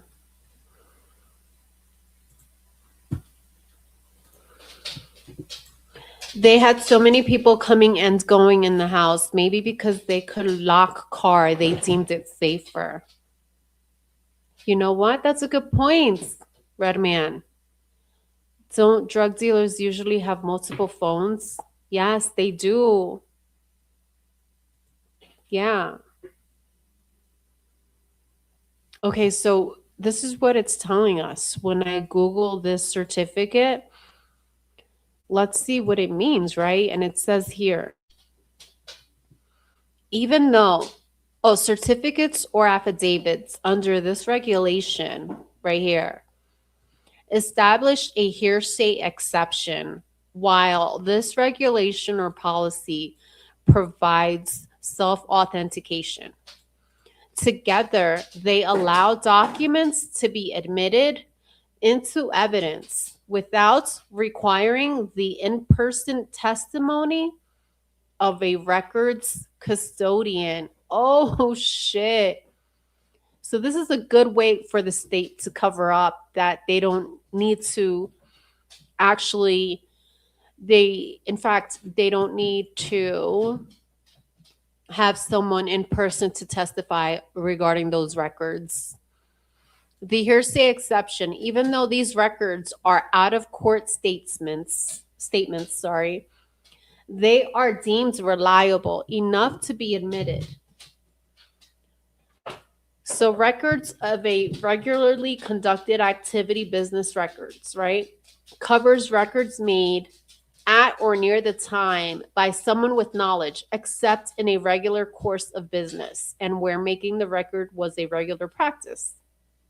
This other one, public records, covers records or statements of a public office if they set out the office activities. No! Oh my God. A matter observed while under a legal duty report or a factual finding from a legally authorized investigation. To prove the documents are authentic, what they claim to be, they must be accompanied by the proper certification or affidavit. Certified copies of public records applies to a public records or requires that a copy of the official record be certified. Okay, I get that. Certified domestic records of a conducted applies to a business applies to business oh, okay. So this applies to public records. This applies to business records. Okay, got it. You want some water? You want some water, sweetie? Here.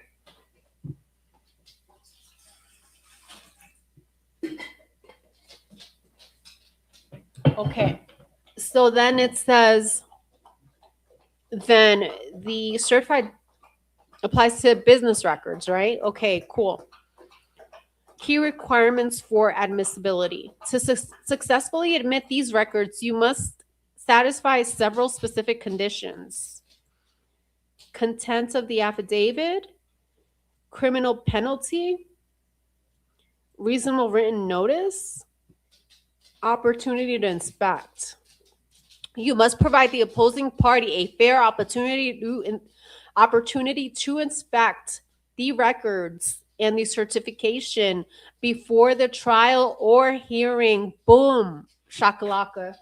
All right, so now let's go back to that court filing, right? Now that we know this, let's go back to the court filing. Holly, what's up? Welcome, welcome. I asked Gemini to put those in simple diagram form, much easier to understand.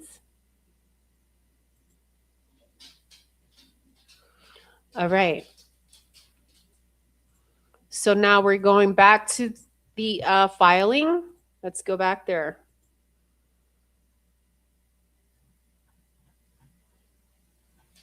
Oh, this is the most recent one. I need the older one. One sec. Here we go. Oh, fuck. Wrong one. Wait, baby, wait. Sweet. Wait 1 second, my baby. Mm-hmm. Hey, sweetie, honey. Okay, here we go. I found it. So now that we know that, let's go in here. Let's go back here.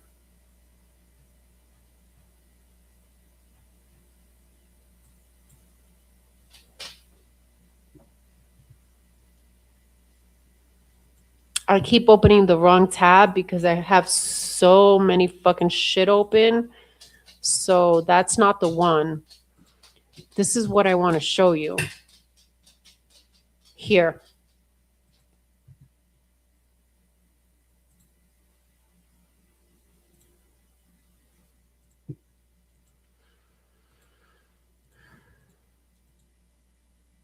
State's reply.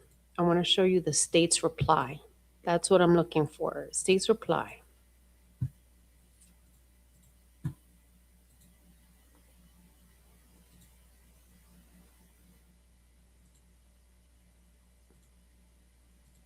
Yeah, this one. Okay. That took me some time, but here we go. We got it now. Okay, so now that we know that, right, here we go. It is also understood that admission would be dependent on the state showing the relevance of the evidence, replying specifically to defendant's response.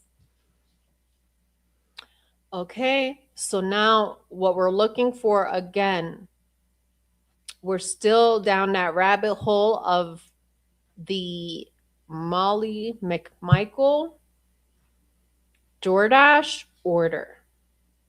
And that bag, that picture that they keep showing us, yeah, that order they keep showing us that's on the table, on the kitchen counter, on the whatever, from Jack in the Box with Xana's name. There's no evidence of that, you guys. Number 16, right here it says, DoorDash records for Xana Kernodle and Ethan Chapin. It says hard drive provided on April 5th, 2023. These documents are maintained by a business. The state would seek admission of the documents pursuant to the policy we just read. We read that already. And the state may rely on the attached records, state exhibits S at 9, from DoorDash regarding to a delivery to 112 King Road on November 13th at 3:59 a.m. This particular evidence provides a timeline of events for Xana before the homicides and corroborates state witnesses' testimony. This was provided to defendant on May 26, 2023. The state is in the process of obtaining a certificate of authenticity.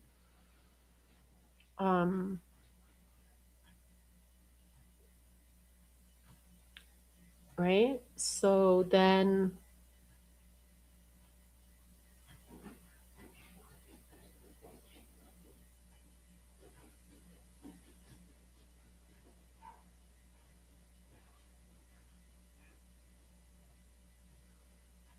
so if we keep scrolling, right?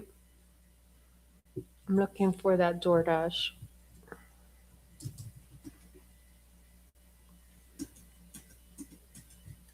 No, that's not it. Okay. Hang on.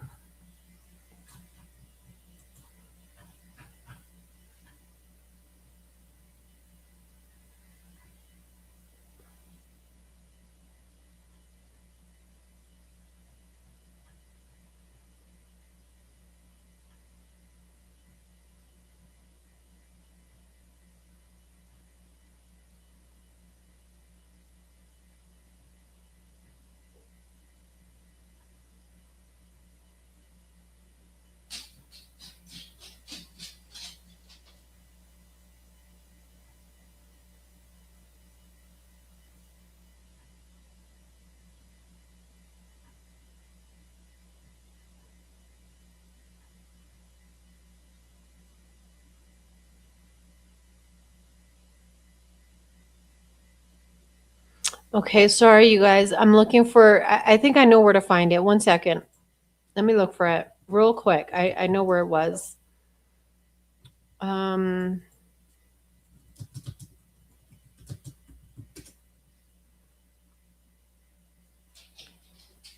I have it. I have it. Okay, let me. I'm gonna share my screen. Just give me one moment.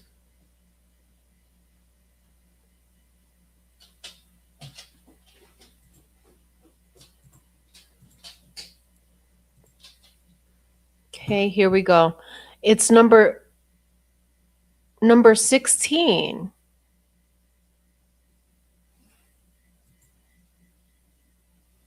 Here. Um, number six.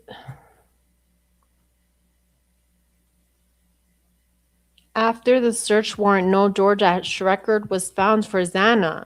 But I'm looking for the official document. We know this. We know that after a search warrant, okay, but I'm looking for that document. Give me one second.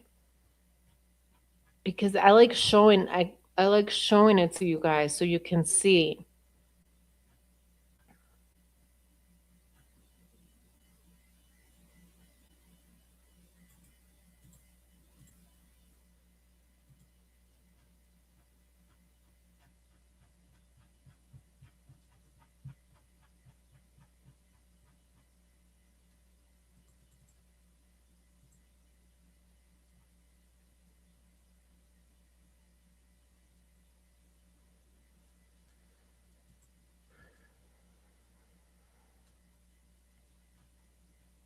All right, this is my last thing. I'm just gonna do this, and I just want to show you this one thing before I close out. Okay. Actually, this is what I'm going to do, right? Because let's remove this. Okay. Now, we're going to take a look at Molly's.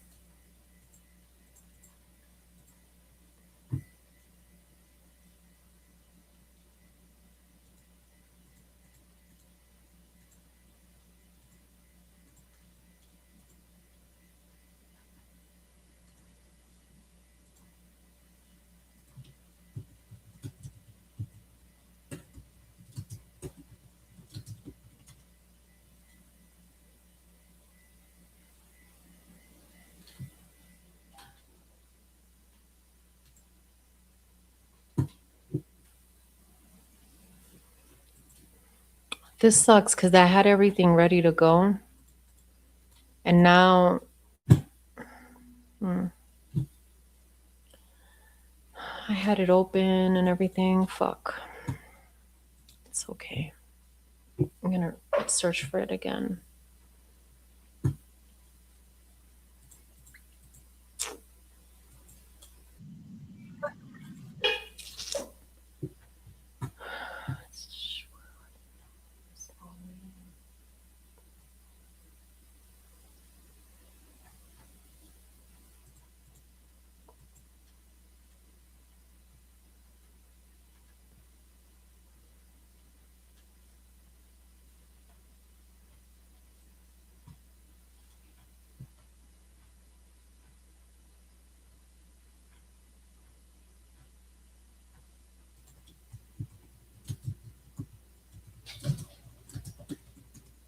I'm sorry. I'm sorry it's coming. Here it is.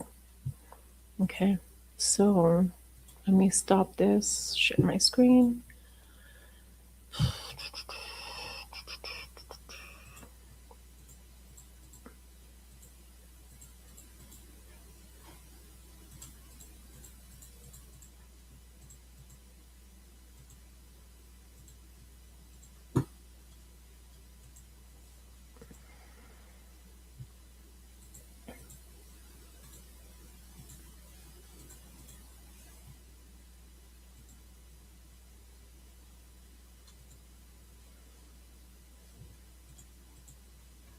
Okay, here we go. This is via we're via Christy Nevada. Here we go. Christy Nevada. Give her a follow. This is Molly McMichael's arrest video. We're not playing the whole thing. It's kind of fun. I want you guys to notice this vehicle. This white pickup Jeep she's in. Okay, let's make note of this. Okay.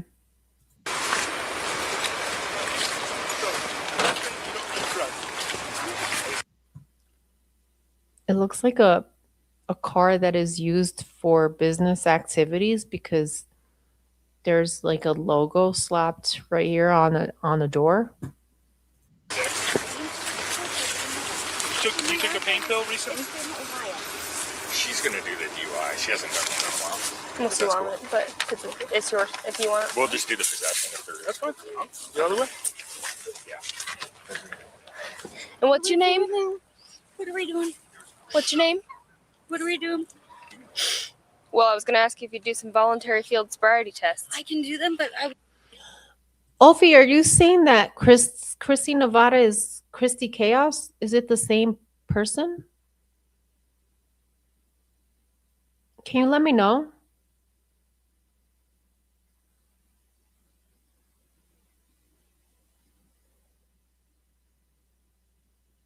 Same person? Okay. Shout out to Christy Chaos, aka Christy Nevada. Thank you for this. I'm going to link her and Bronx Tales. I'm going to link those two videos in the description box after I'm done with the thumbnail and all of that. I'm going to link them in here. Please go follow them and show your support. These girls do the FOIAs. You know, I love them. Well, pass them. Okay, why won't you pass them? Because I have fibromyalgia, I have arthritis, I have a lot of issues with my body. It's very broken. I have nerve damage. I went through this one last time. Okay.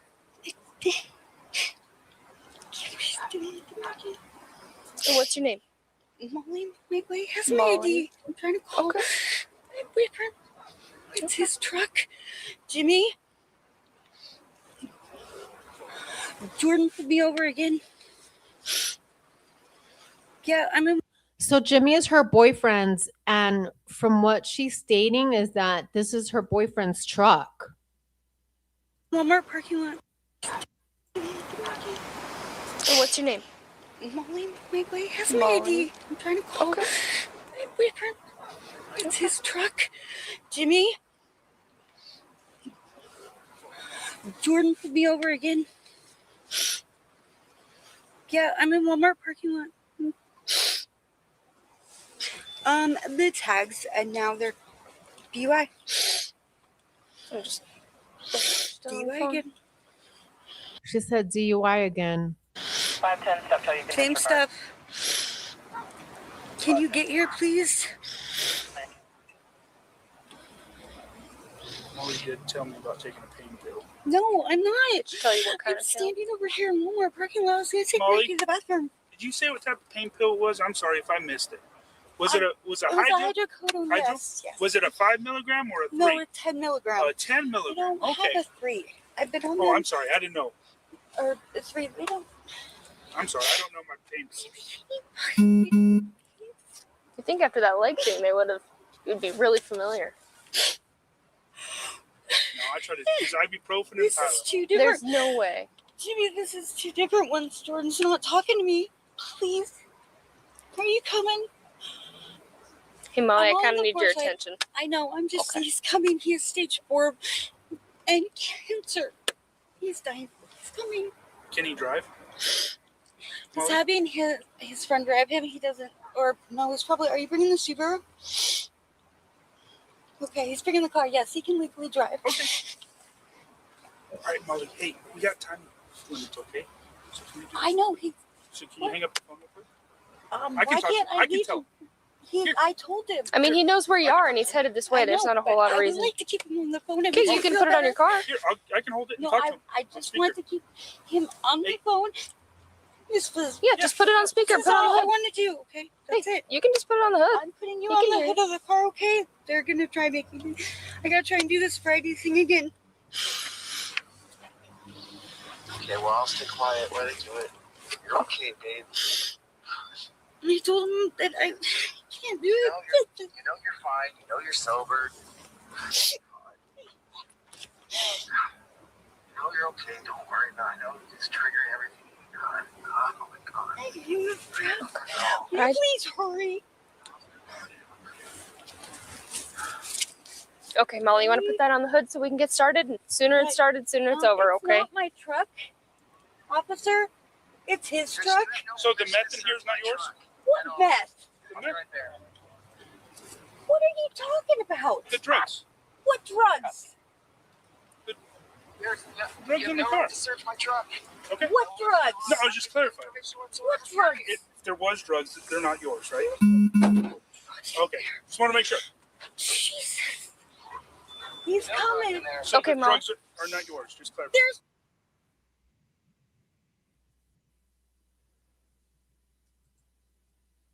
no drugs in there. Okay. There's no drugs. You know that for a fact. Yeah, it's not my Thank truck. you so much. Oh, wait. You don't know. Okay. It's not my truck. I can't. God damn it. Shout out to Holly. Thank you, Holly. I appreciate that. You're awesome, girl. Damn, thank you. I have the video pulled up. Thank you. I'm gonna play it after this, okay? I see that. Awesome. Yay, Holly. Thank you. I appreciate it. Holly is now a Sherlock. And you guys, yeah, I'm gonna play that 5 gifts. Holy shit, you guys, thank you. What the hell? Oh, you're freaking awesome, Holly. Thank you. Thank you so much. 5. Nice. That's so nice of you. Appreciate it. Holly, I'm gonna play that video. Really quick on this, I just want to get to the point where she says it right out of her mouth, man, that she saw Brian. And she says that when she's detained and she's sitting here and she said she saw Brian Koberger, okay? It came out of her mouth. Came out of her mouth. This is in September 2024. September 5th, 2024.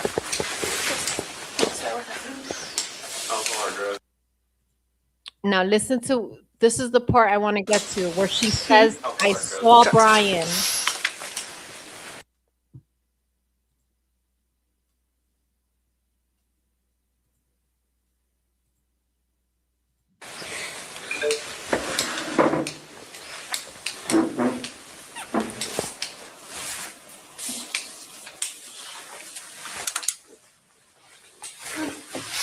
I left her property on top of the gun locker in the garage bay.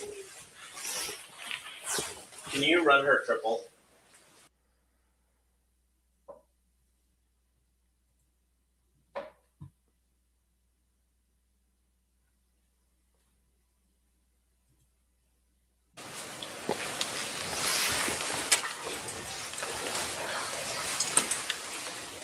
Okay.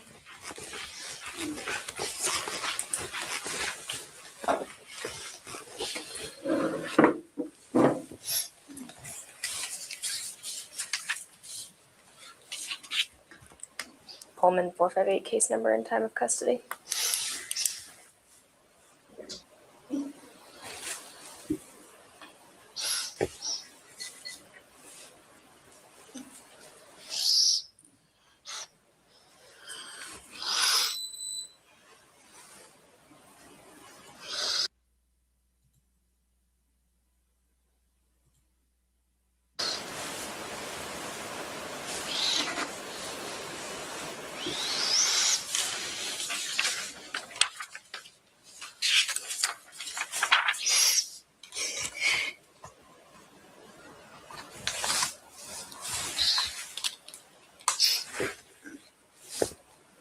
Molly, what's your address?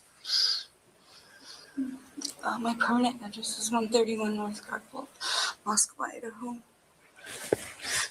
Go ahead. What? Garfield, Moscow, Idaho. My permanent address. My ID. 131 North Garfield. Copy.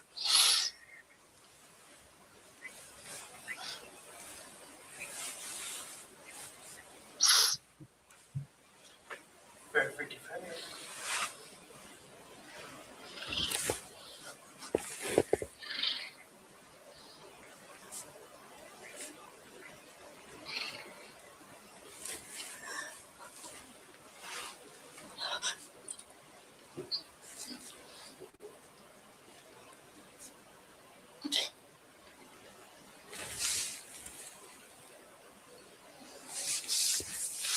Thank you. Does anyone know why she's like in pain? Why she looks like she's in pain? What do you think?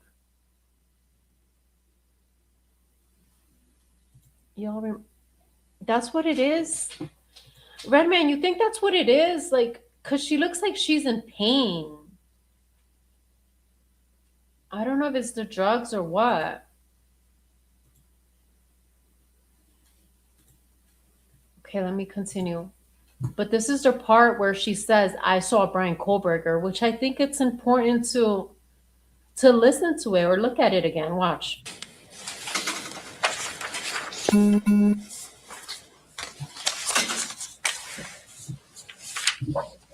Okay, Molly. So this is your request for DUI hearing form. So following this arrest, your license will be suspended.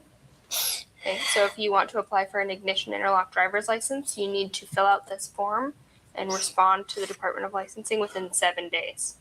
Okay, I'm gonna write 7 days on here for you. I think it says it in the body of it, but.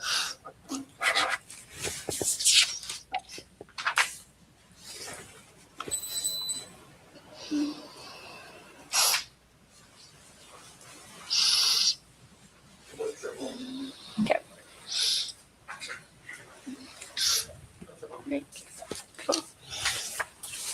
I'm in trouble.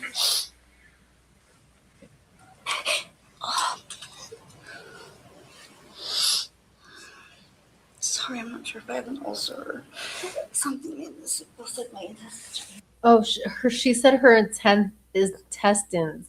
That she's not, she feels like she has an ulcer? What? Pushing my ribs. It's just out. That will happen with an ulcer. Do you want me to call medics in to see you? No, it's Okay. it was when I'm not so scared. It's just out.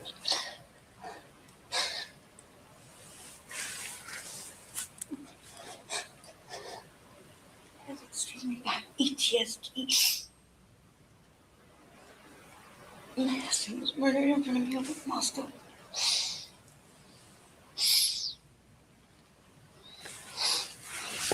other stuff.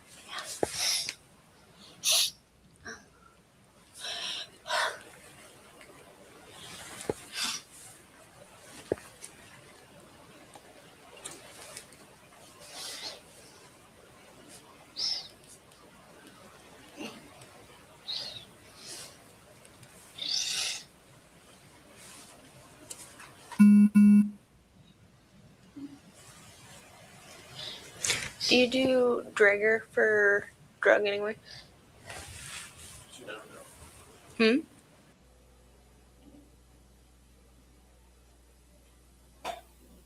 Driving or being in actual physical control of a motor vehicle while under the influence of intoxicating liquor and or drugs. Further, you are now being asked to submit to a test of your breath, which consists of 2 separate samples of your breath taken independently to determine alcohol concentration. You are now advised that you have the right to refuse this breath test.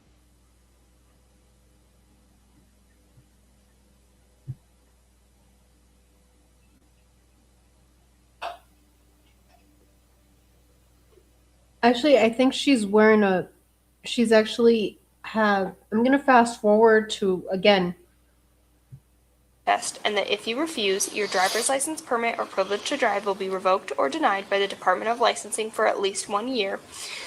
and your refusal to submit to this test may be used in a criminal trial. You are further advised that if you submit to this breath test and the test is administered, your driver's license, permit, or privilege to drive will be suspended, revoked, or denied by the Department of Licensing for at least 90 days if you are age 21 or over, and the test indicates alcohol concentration of your breath is 20 or more, or you are in violation of RCW 4661-502, driving under the influence, or RCW 4661-504, physical.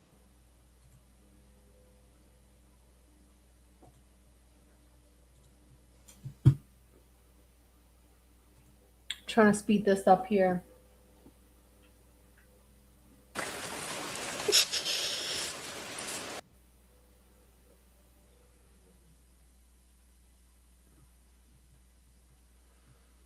Oh boy. My computer is slowing down on me. It's Hey, we're coming to tired. the Tiffany with Jude. Just kept pulling up.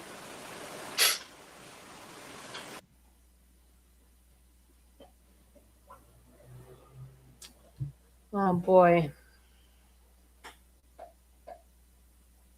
I just want to get to that part where she says it.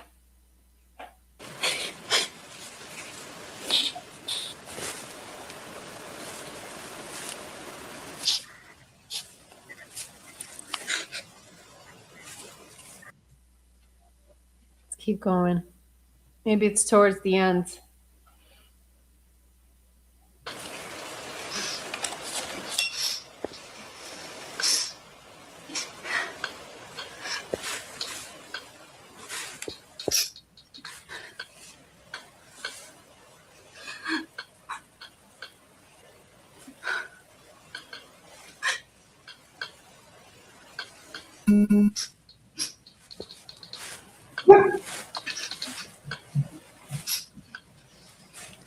Twelve 29/1980. Come on, Molly.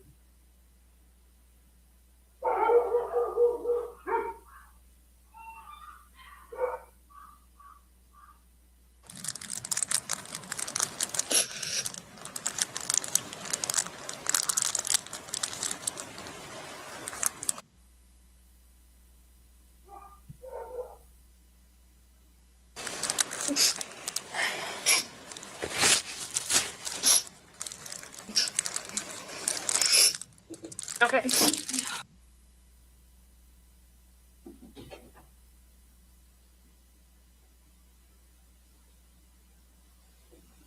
Damn, I'm buffering real bad over here.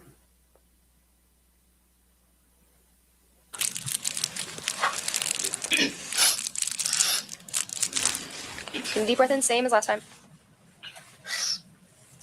Okay, and blow. Okay, keep going. Keep going. Keep going. Keep going. Almost done. Almost there. Almost there. Almost there. All done. I hate seeing people in pain like that. No matter what, you know? She's human. She's a human being. Right? If you can't reach down and grab them, if that's super hard, you can leave them right there. Not the All right, we're almost done with this. I haven't heard her say it, so I don't know. end of the world. Yes, please.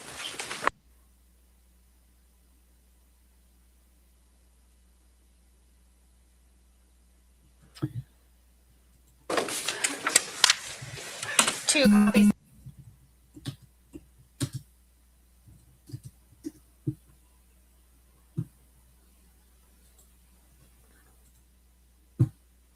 All right, I can't do this. I can't do that anymore. She's driving me crazy. Whatever. Let's move on.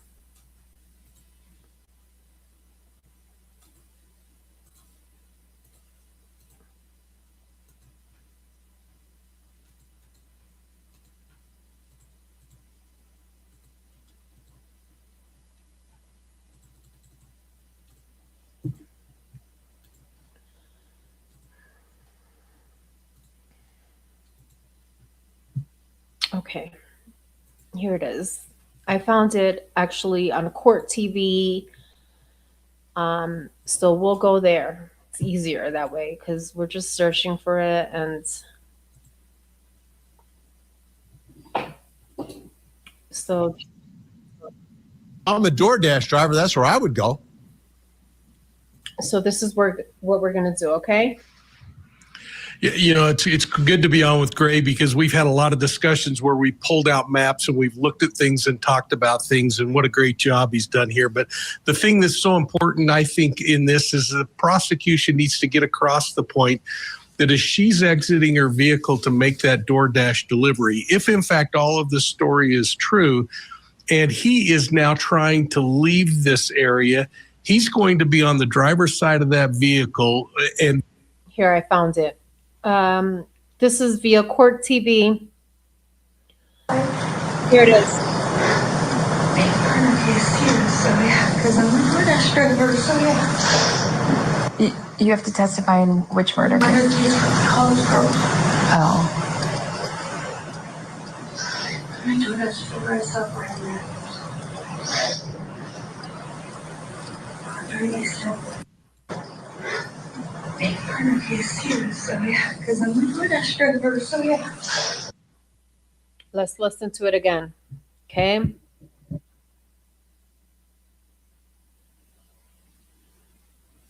Here we go.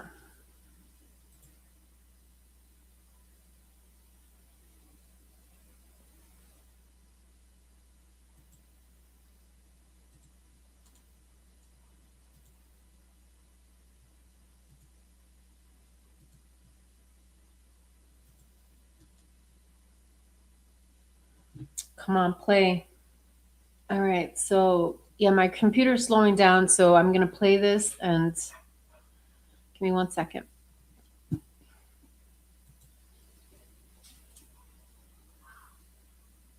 Come on.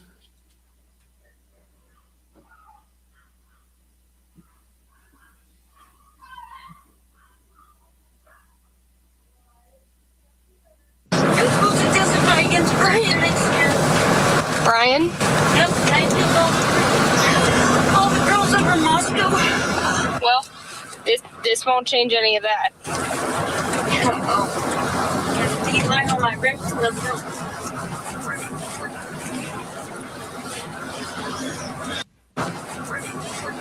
Any of that.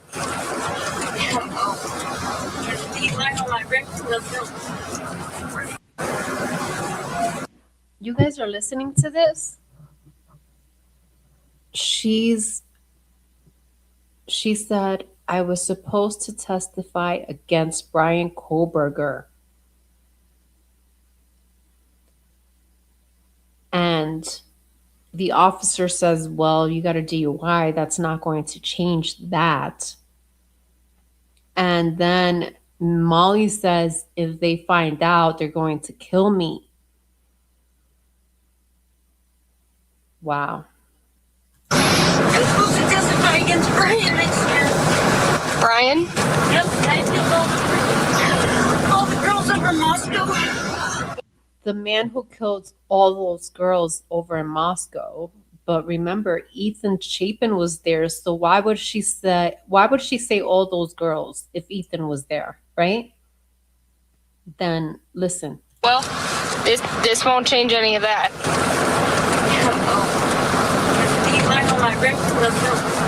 He says, yeah, well, if I have a DUI on my record, they'll kill me. So right away, she was nervous about this since she was nervous about this thing, about this. It's probably why she's freaking out. It's probably why she's freaking out, because she knows she has to answer for someone. She has to answer for someone on this because now she's a witness. Listen. I think they would be more concerned about the drug use than the DUI. And now I have to testify. Big murder case here, so yeah, because I'm a DoorDash driver, so yeah. You have to testify in which murder case? Murder case for the college girl. Oh. She keeps saying college girls, like Ethan has nothing to do with this. That's weird. That's actually weird how she's ignoring Ethan.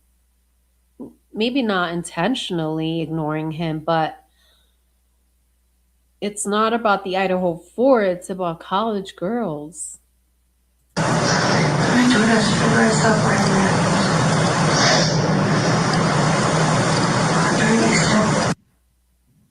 And Vinny, just to clarify here, we of course picked out the 5 biggest statements she made in that bite we just played. Number 1, she says she is the DoorDash driver in the Idaho student murders case.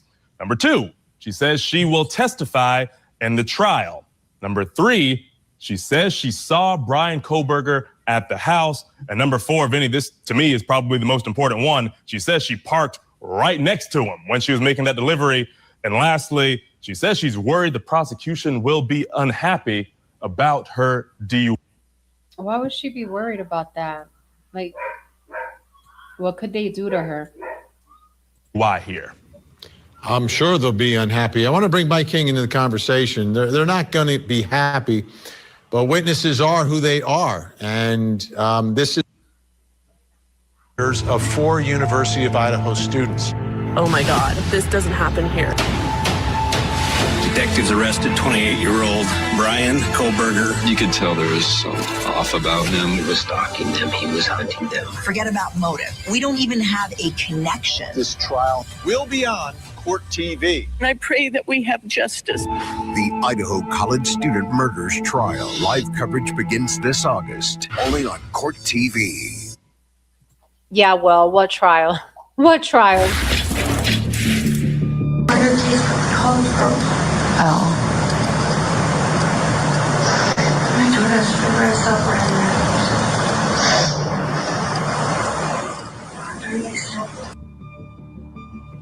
So that's the self-identified DoorDash driver from the Idaho student murders case. Crucial witness in the case. She's arrested. Use drugs.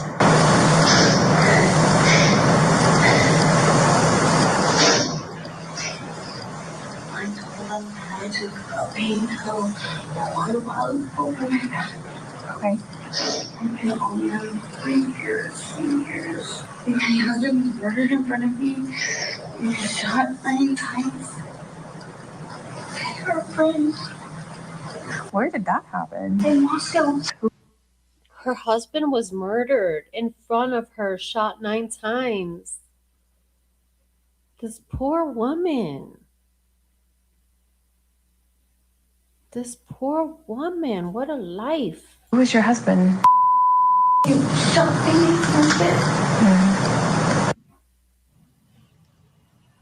Unreal, right? Yeah. So she's saying that her husband was shot right in front of her. Right in front of her. And now she's a witness in another case, the most notorious case in the country. Unbelievable, but she is being arrested here, which brings us to line is haunting. On the night of November 12th, the victims enjoyed a typical Saturday, a bar, a food truck, a frat party. By 4 a.m., all were home. Between 4 and 4:25 a.m., investigators believe the killer struck silently, sparing 2 surviving roommates. Hours passed. Around noon on November 13th, a 911 call from one of the roommates reported an unconscious person. Police arrived to a grisly scene that shattered the town's sense of safety. A 6-week manhunt followed, ending with the arrest of a criminology PhD student. Arrived to a grisly scene that shattered the town's sense of safety. A 6-week manhunt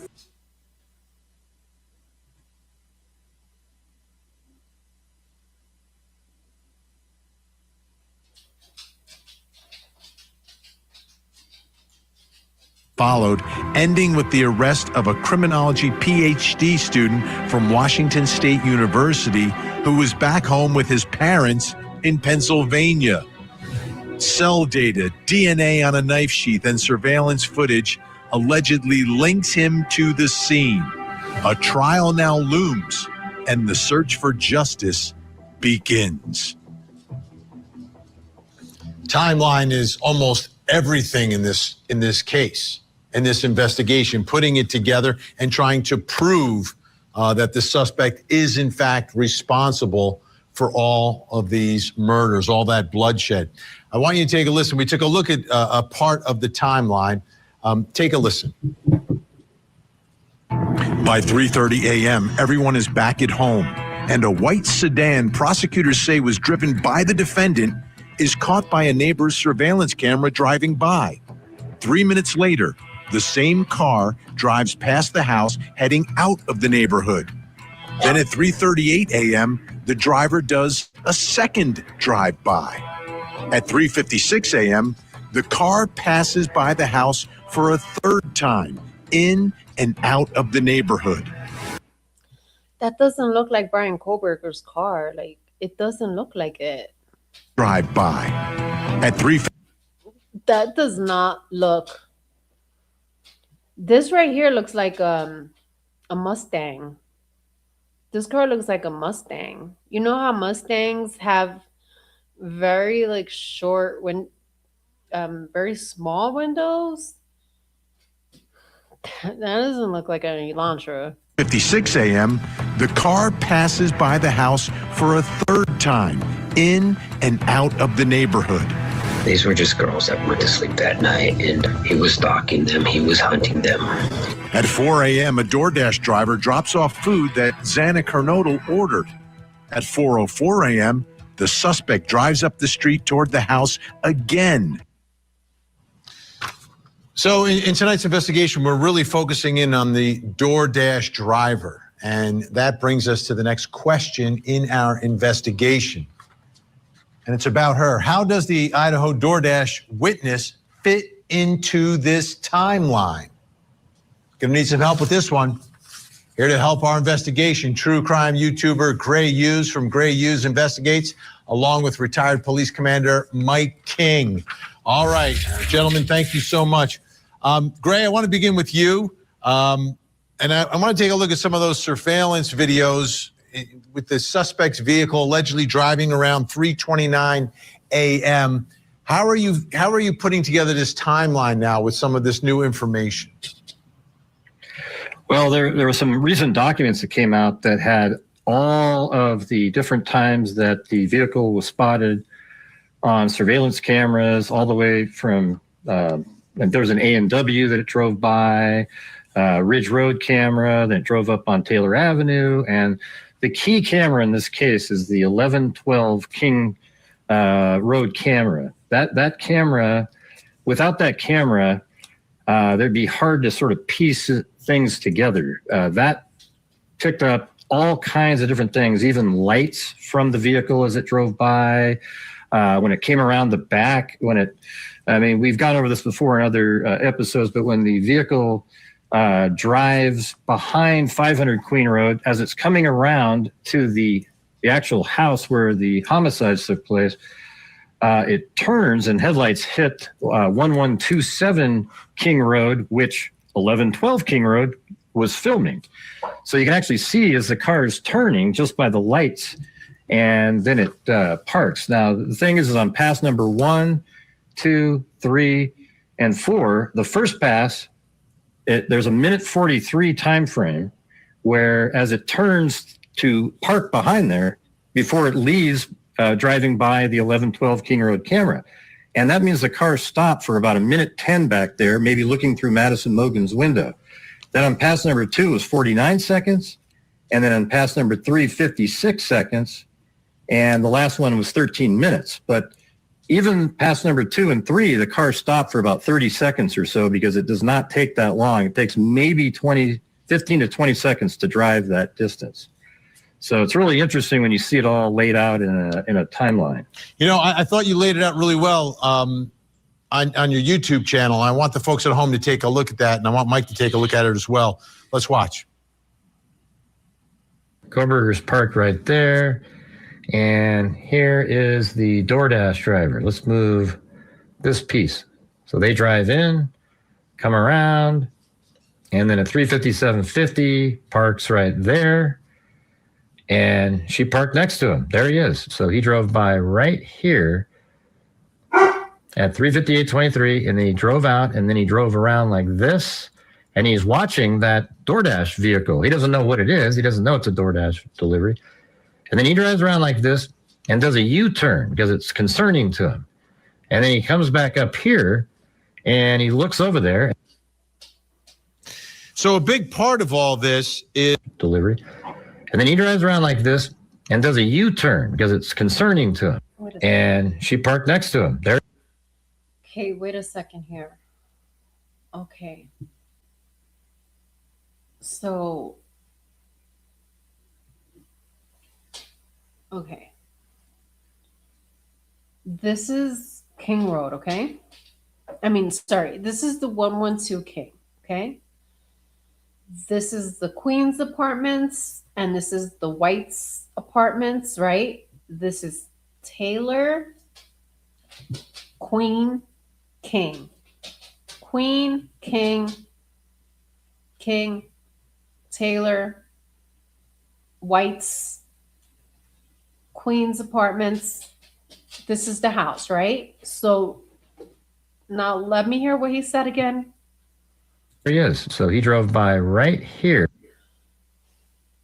at 3:58:20. So right now, Gray Hughes is placing Molly. Gray Hughes placed Molly right here in front of the house. But according to Molly's statements, she didn't park on, oh, let me see, at 3:58:23. Okay. 23, and he drove out, and then he drove around like this. And he's watching that DoorDash vehicle. He doesn't know what it is. He doesn't know it's a DoorDash delivery. And then he drives around like this and does a U-turn because it's concerning to him. And then he comes back up here and he looks over there. So a big part of all this is her saying that she saw him, that she parked next to him. So Mike, from your perspective, do you think this is all happening in the front? All of these pieces keep putting more and more responsibility on Brian Kohlberger that he has to somehow, or his defense team has to somehow get people to believe, well, maybe that's not correct, or have them think that something else may have happened. But when we start looking at the forensics that are coming in from the... First of all, we don't know if this happens. It wasn't on footage. That's hearsay. The cameras capturing this vehicle that... No, the cameras only captured, the only cameras we were privy to are the cameras from this home, 1112. And all we see is the vehicles turning into King Road. We don't see any of this. We don't see any of this. That's an assumption. You're assuming this took place here. That is the same kind of vehicle that Kohlberger is driving, at least in color and size and shape. We see a DoorDash driver who says, I'm physically looking into the eyes of this person. We see the forensics that's putting him in the area, him personally, based on his phone earlier than that. All of these pieces start coming together, and these are the kinds of cases where I think, Vinny, you as a prosecutor would have been really happy to start tying together to help the jury. Reasonable people make a decision. Or not, honestly, or not, because she's not a reliable witness. Before I get out of here, thank you. The footage has been chopped up and pieced together. It's irritating. Okay, before we get out of here, I'm going to play that footage that Holly recommended. Thank you, Holly. This is via AZ Get Industries. Let's take a look at what she has to say here. It's put together by evidence given to me by media companies like Netflix and others, including more recently Dateline, who hired me to do their 3D modeling for their project. I'm going to include a lot of information into this episode where you can see exactly what took place from moment to moment. Let's get started. In this illustration, we're going to start at 3:30 a.m. At this time, everyone is asleep except for Xana. Looking inside the home, we can see where everybody was. Starting at the third floor, we can see where Maddie and Kaylee were sleeping. Maddie was sleeping on the edge of the bed while Kaylee was sleeping near the wall. As we go out and drop down to the second floor, we can see Dylan's room directly under Maddie's room. Continuing across the living room onto the other side of the home, we see Xana's room. She's sitting in bed scrolling on her phone while Ethan sits next to her. Minutes ago, she had just finished ordering DoorDash and has all the lights on while she waits. The last roommate to mention is Beth, whose room is on the first floor, directly below the living room. As most of them all sleep, Kohberger pulls into the neighborhood for the first time this night at precisely 3:30 a.m. We know this due to a home security camera that captures the intersection and records the coming and going of anybody that enters that neighborhood. As we continue, Kohberger drives past the home and notices that all the lights on the second floor are still on. He drives on and loops around the apartment complex building. Because of the home security timestamp, we're able to know how long it took to drive this path. On his first pass, it took him 2 minutes and 38 seconds, and this is him leaving on the first pass. Now let's look at his next 2 passes and record the times. This is pass 2 of him entering and leaving. Stop! And now this is pass 3 of him entering and leaving.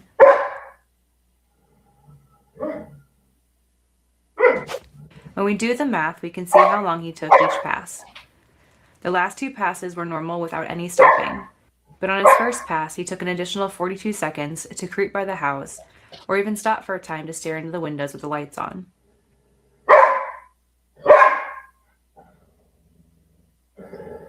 All this information has been coming from camera A, but there is a second camera located behind the apartment complex building, and we're going to call that camera B, located here. This camera allows us to see how long it took to get from point A to point B, and between the 3 security cameras' data, it took between 35 and 37 seconds. But this is all assuming it's the same car. You're now assuming it's the same vehicle, right? What this means is you didn't stop or park somewhere or go into a different direction. He simply drove straight from point A to point B at regular speed.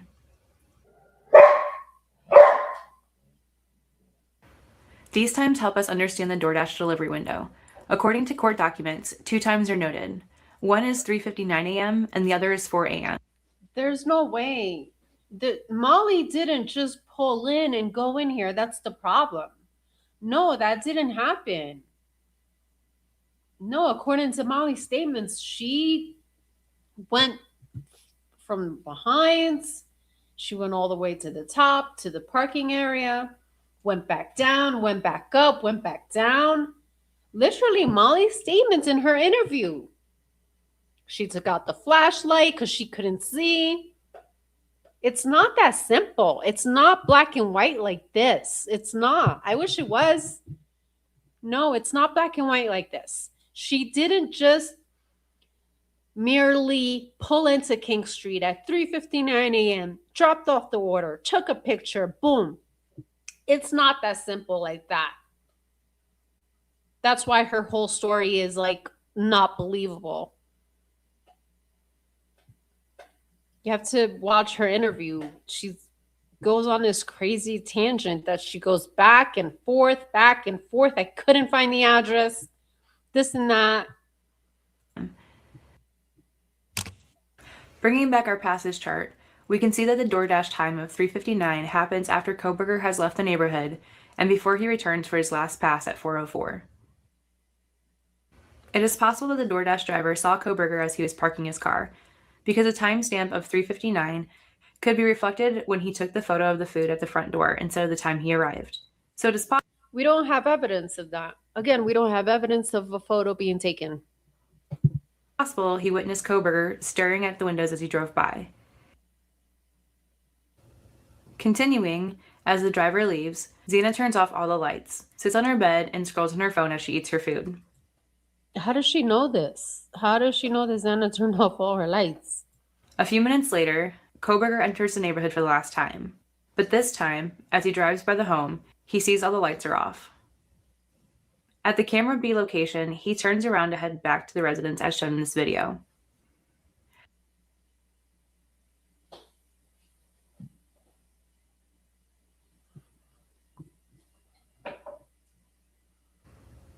When he returns to the front of the house, he does something unusual, so much so that it's noted in the arrest affidavit. On page 6, it states, when the suspect vehicle 1 is in front of Kings Road residence, it appeared to unsuccessfully attempt to park or turn around in the road. It goes on to say that he continued onto the intersection where he did a 3-point turn. See, I think this 3-point turn was captured on camera A, which has a timestamp of 4:06. He appears to be calm and not overly anxious with his driving. that looks like, bro, that doesn't look. Is that a truck? It looks like a SUV. It's a taller car. This is not a sedan. This is not a sedan. You see that? No. That's like a SUV.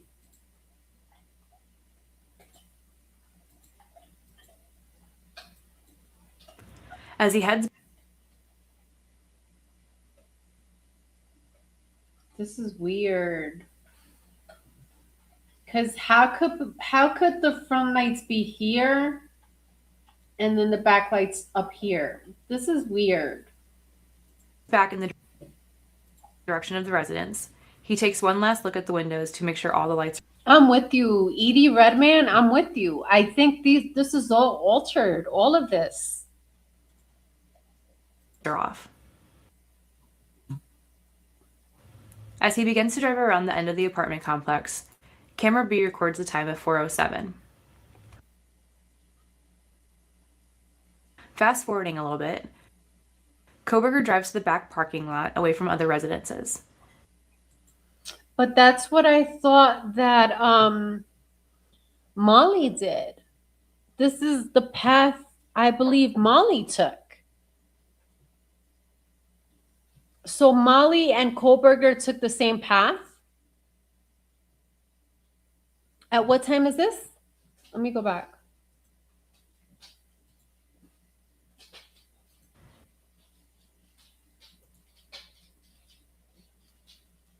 Fast forwarding a little bit, Koberger drives to the back parking lot away from other residences.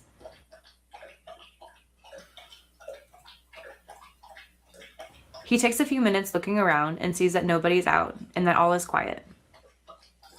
He eventually grabs his things, gets out of the vehicle, and begins walking to the back of the home. At approximately 4:13 a.m., he begins to make entry. As he steps in, he takes a minute to make sure everything is quiet and that nobody is truly up. He walks to the entrance of the living room and looks around. He continues to be cautious and stands there listening.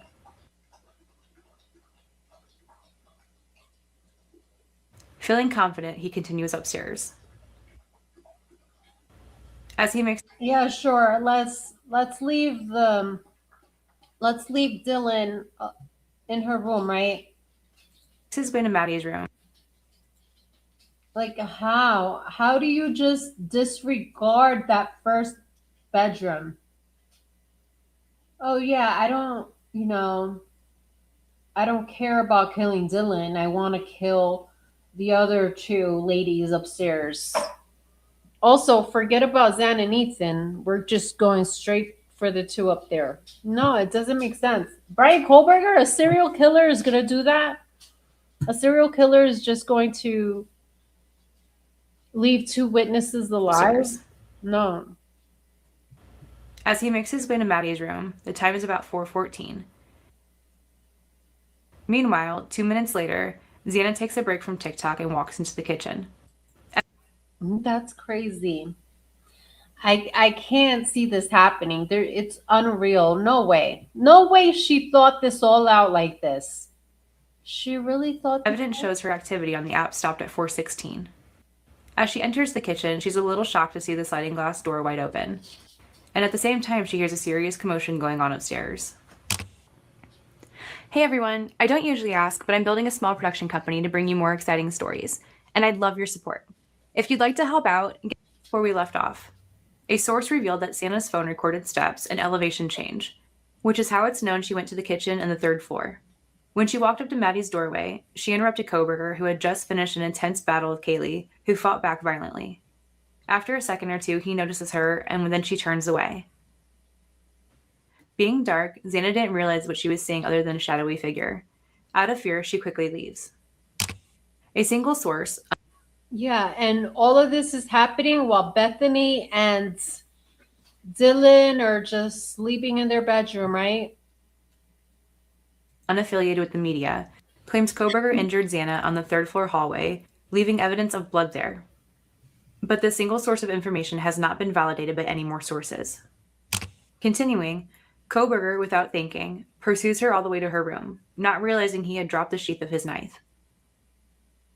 When he gets to the room, he attacks Xana, and the time is precisely 4:17:30.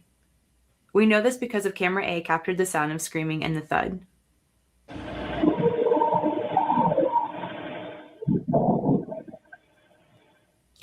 After attacking Xana, Koberger focuses his attention on Ethan and attacks him while he slept. Afterwards, Koberger must have sat down in a chair according to a report, which found blood smears on Xana's chair, perhaps from the exhaustion of what he had just done. This source also says that blood from the two roommates upstairs were found in Xana's room, showing that it was one person moving from one room to another. Koberger sitting down was for less than 30 seconds. As he gets up to leave, Dylan, hearing the commotion from Xana's room, gets up out of bed and goes to her door to look out into the hallway.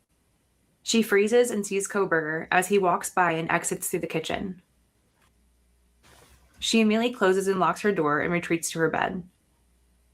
Within 20 seconds of the encounter, she's calling and texting her roommates, but no one is responding. It takes Koberger a minute and a half to get to his vehicle after the encounter. What happened to all the blood? How did he clean himself? Where's the blood trail to his car? Where's all the bloody clothes that he had on while he was murdering these 4 students? Where is the blood inside of his car? Because he would have brought some trace inside of his car. Nothing. Encounter with Dylan. But once in his car, he flees the scene at a high rate of speed and exits the neighborhood at 4:20. Dylan continues trying to reach someone in the house. And after 3 minutes of trying, Bethany wakes up and responds to the calls. They converse for 3 minutes, and then Beth convinces Dylan to come downstairs. The time is now 4:26 a.m. Cautiously, Dylan walks into the hallway and through the living room. As she approaches the staircase, she can see into Xana's room and sees her laying on the floor. She then runs quickly downstairs to Beth's room, where they lock the door and for several hours continuously try contacting the other roommates. Back to when Koberger left the neighborhood, he drove a particular route that would exit onto a road that leads straight to Washington state line. And about that same time that Dylan runs to Beth's room, Koberger is entering Washington state. This is all part of Koberger's pre-planning, including finding a place to stop and get rid of any evidence. This place here fits that planning. This area here, pointed out by the arrow, is a little group of trees with a small area that you can park a car on. This is what it looks like from the road. At 4:30 in the morning, while changing clothes and getting cleaned up at this location, one could feel completely safe while being able to see the headlights of a car coming from miles away. As this pivots around, you can see how this is out in the middle of nowhere, and a pre-dug hole near some of these trees would hide forever any evidence that Koberger was trying to get rid of. It's important to remember that Koberger was studying criminal behavior and the legal system. This would have motivated him to plan things to the smallest of details, like plastic on the seats to conceal DNA, or crossing state lines because the jurisdiction of one area would take hours to get assistance from the other. He's also smart enough to know that this 10-minute stop would likely never be on the radar of the authorities, especially after he crosses back into... He's smart enough to also know that you don't just go to a crime scene with your car. You don't go to commit these murders in your car.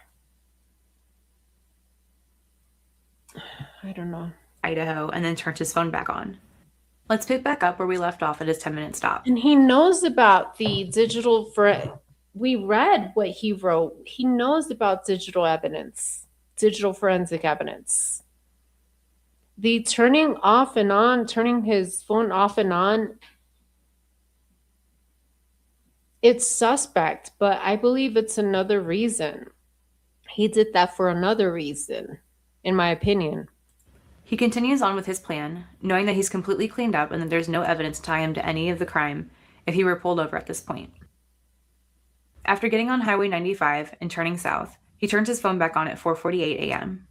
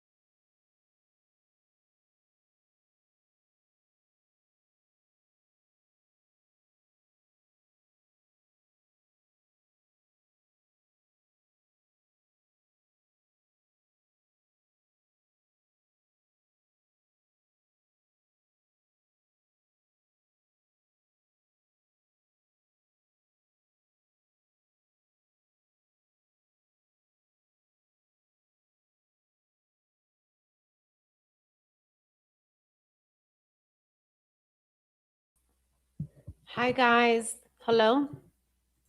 Hello, testing, testing. Hey, guys, I'm so sorry. My computer just like shut off on me in the middle of that video. Okay. Thank you, Holly. I appreciate you. Ophi, and Redman. I'll do another live, okay? I have to take some notes down. This was a good live. This was a good live. There's new questions now, and I will come back with another live. Thank you so much, you guys, for being here. I appreciate it. Hope you have a good, wonderful rest of your Sunday. And as always, justice for the Idaho 4, justice for Ethan Chapin, Kaylee Goncalves, justice for Zana Kernodle, and Maddie Mulgan. Thank you so much for being here. I appreciate you.